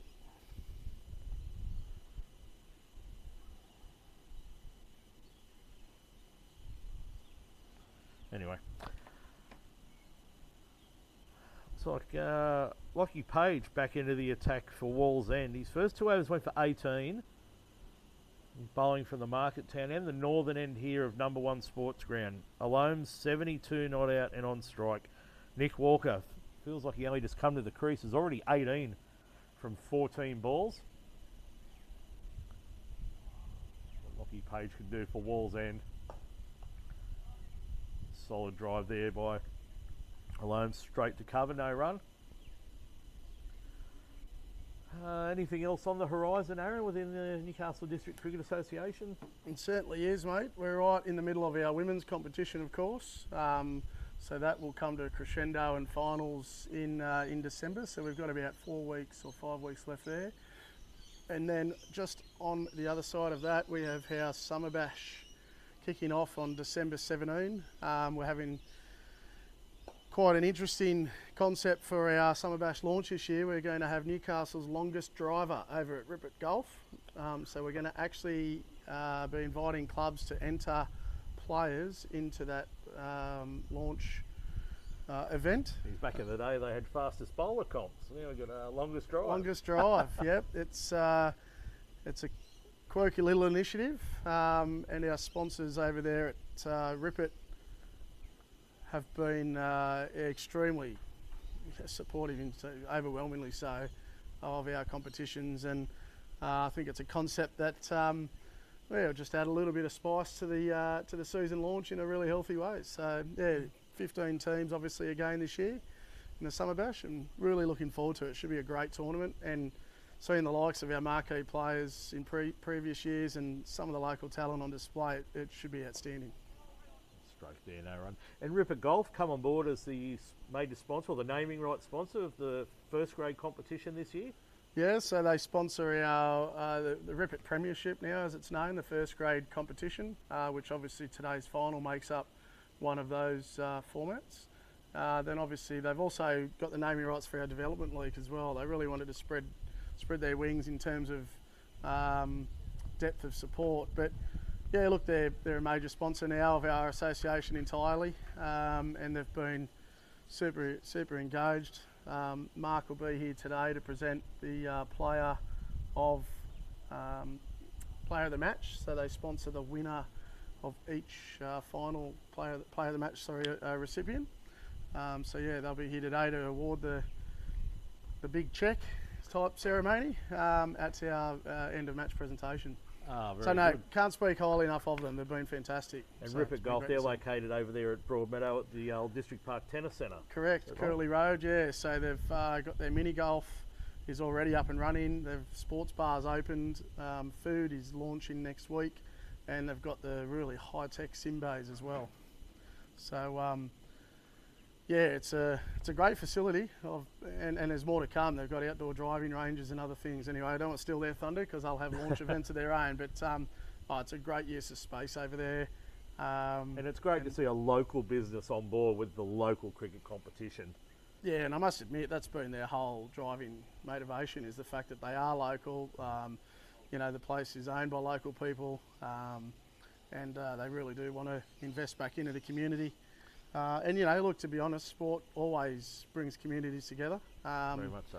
And their sport happens to be a unique one because it's bringing the traditional game of golf into that simulation environment, and some other cool activities for the whole family. So it's great.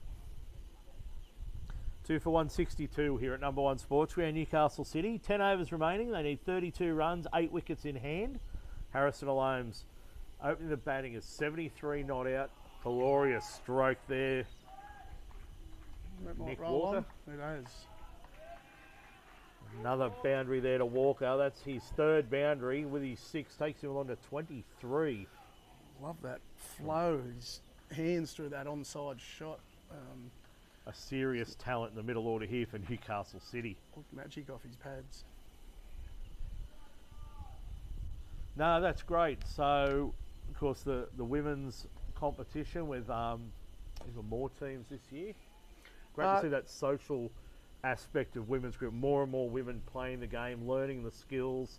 I guess the results aren't really what matters for the majority of them. They're just enjoying learning the game, being active, getting out there. Kids are playing, maybe hubby or partners are playing. And again, it's a sport that more families can be involved in because there's now opportunities for all members of the family to play the game. Yeah, look, it's definitely a competition that's still in its development phase, really. Oh, I definitely. mean, it doesn't have the decades of experience to call on, which is what makes it exciting. As you said, there's a good mixture of players in our 2 competitions that it's sometimes their first introduction to cricket, and there's others that are extremely good cricketers. So yeah, there's a good mix of players there.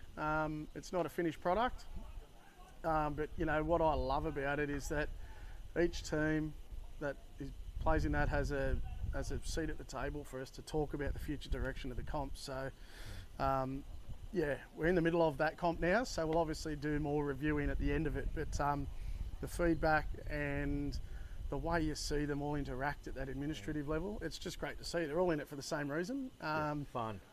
Fun, yeah, and also, they do want to be challenged. They do want to be taken seriously as well.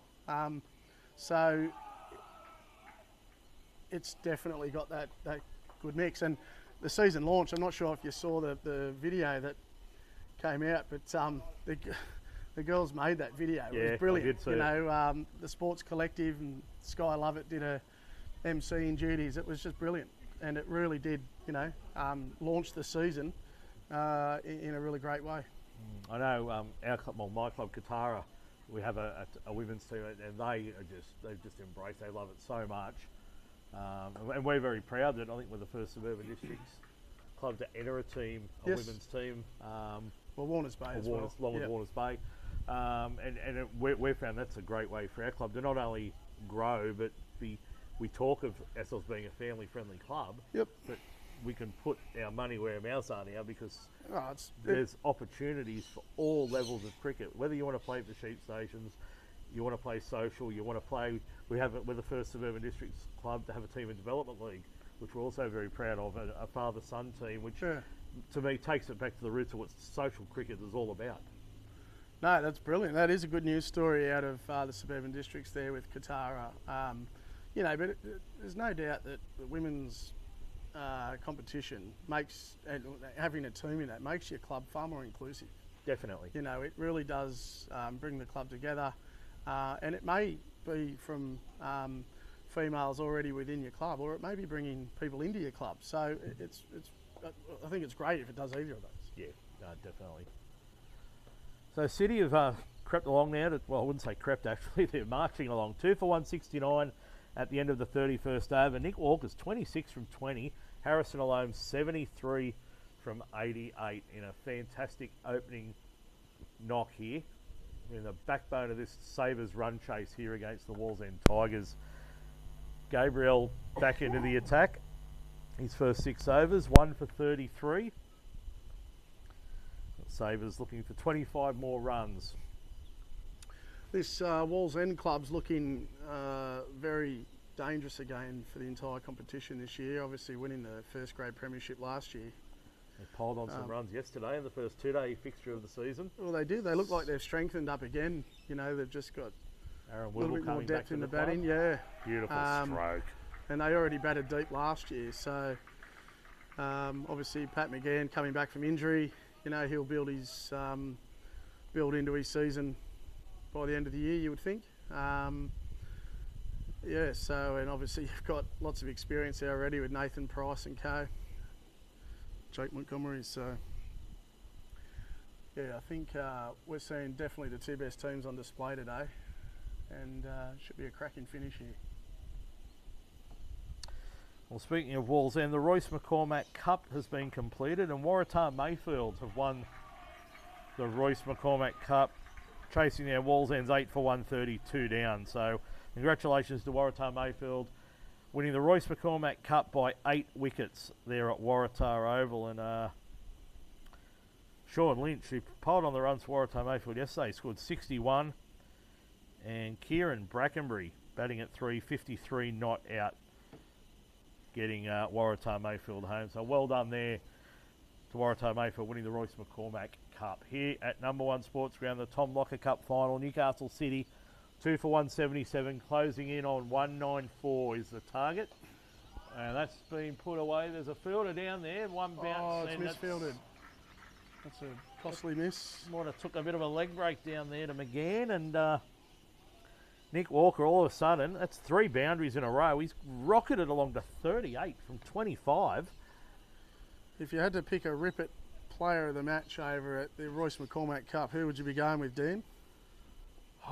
Have you had a look at the results? Yeah, I would probably have to go with Sean Lynch, opening the batting, that 60-odd, getting his team off to that start in pursuit of, I guess, a smaller total. I mean, they can be funny totals to chase, especially if you lose a few wickets early. Mm-hmm. And I think they lost one early, so he was able to steady a solid second wicket partnership there with Kieran Brackenbury. Speaking of Rippet Golf, we've just had Mark turn up ready for the post-game presentation here. We've just spoken about lots of good things, Mark, just so you know. You can go back and listen to the coverage later. Jesus. Oh, that's... Whacked into the covers, but well fielded. It was, I think it was a drop catch, a very tough chance. Oh, yes. If it's dropped, it's still $2, but a very tough chance. Just look at this. Walker's 38. He needs 12 for his 50, and City need 12 to win. And, yeah, unless you can pull off a couple of bombs, it may pull up just short. But well, we thank you, Aaron, for your joining us here to talk all things NTCA, and good luck for the rest of the season. Thanks, mate. Yeah, I'll head down and set up for this post-game presentation. But thanks for your time, and also thanks for your time doing this gig, mate. It's really appreciated. No, I love Have it. the doyen of Tamworth Radio down here now, back in the home of Newcastle cricket.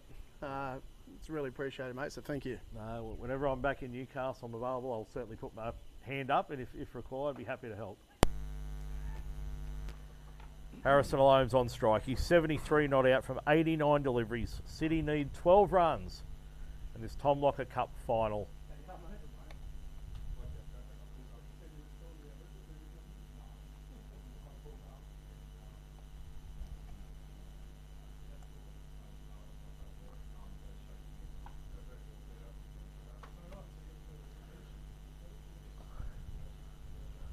Ball whipped away there through the leg side. Single taken.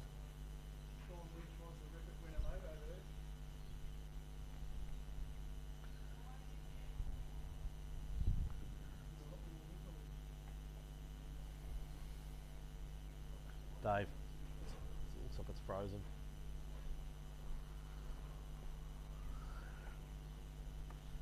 That's still on 181. That's already at 182. We're into the 32 point something. Oh, beautiful stroke there.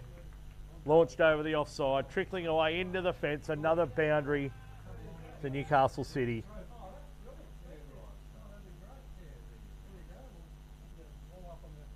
Two for 187, I believe that takes the score along too.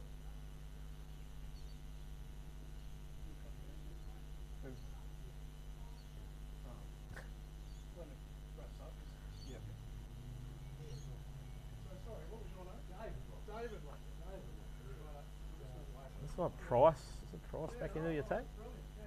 The scores are a bit funny here. Yeah, do apologise. We've had a bit of a freeze up of the scoring here. We've got the score at 2 for 187. I hope that's accurate. Yeah, it is now. 32.4 overs. So City needs 7 runs. Alomes is 74. Walker's 42. Oh, it's been smacked down the ground. It's pierced the field through the leg side.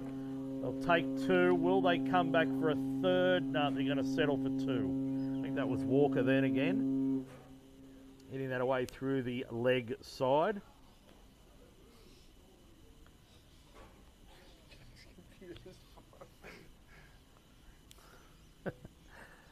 We think it's 5 runs remaining, and I'm tipping he's going to try and end this game with a maximum to bring up his 50 as well.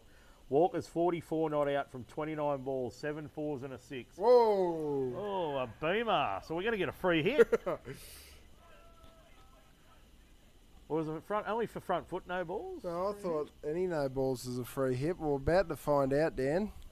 Stephen Wade marching forward. Here we have a free hit here at number 1 Sports Ground. The first one of the day. 2 for 100 and, is it 189, 190 now? Walker has a free hit. He's 44 not out from 29 balls. What's he going to do? Big bomb? Bounce Oh, down. straight up in the air. They can take a single here and be caught. So they'll take the 1. 190. Walker moves along to 45 from 30, so he's going at 150. That was the last ball of the over too, I believe. So that actually brings Walker back on strike. 33 overs completed.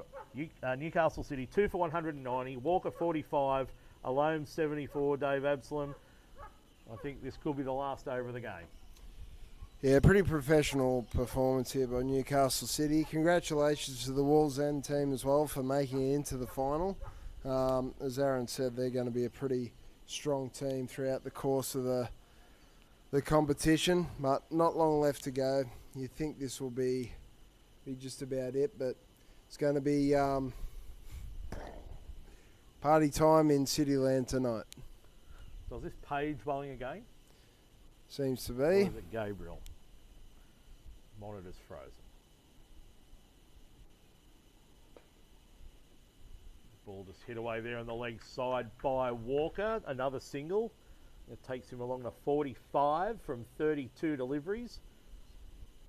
2 for 191. 3 runs required by Newcastle City. Alomes, what a knock. 74 not out thus far from 90 deliveries. Did you want to see what you're going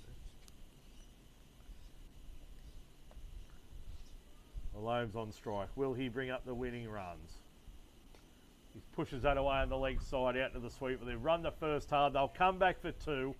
McGann fires it in from there. 2 more to Alomes, and we believe the scores are tied.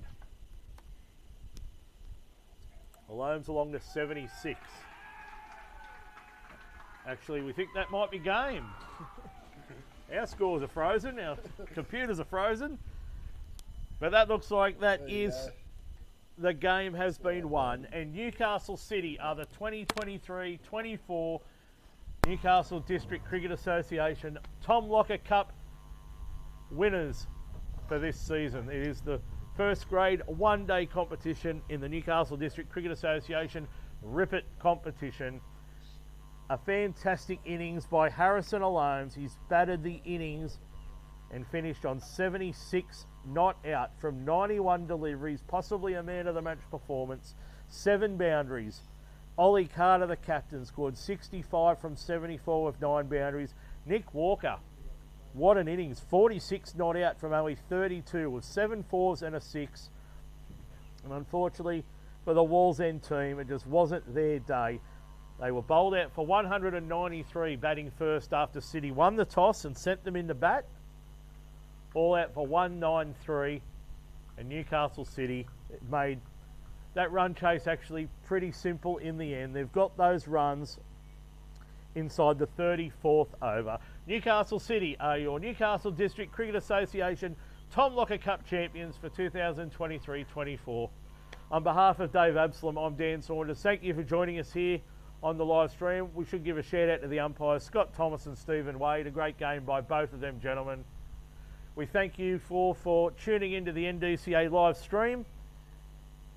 And we will see you next time that the Newcastle District Cricket Association are live streaming on their YouTube channel. Take care, and we'll see you all next time here. Bye for now.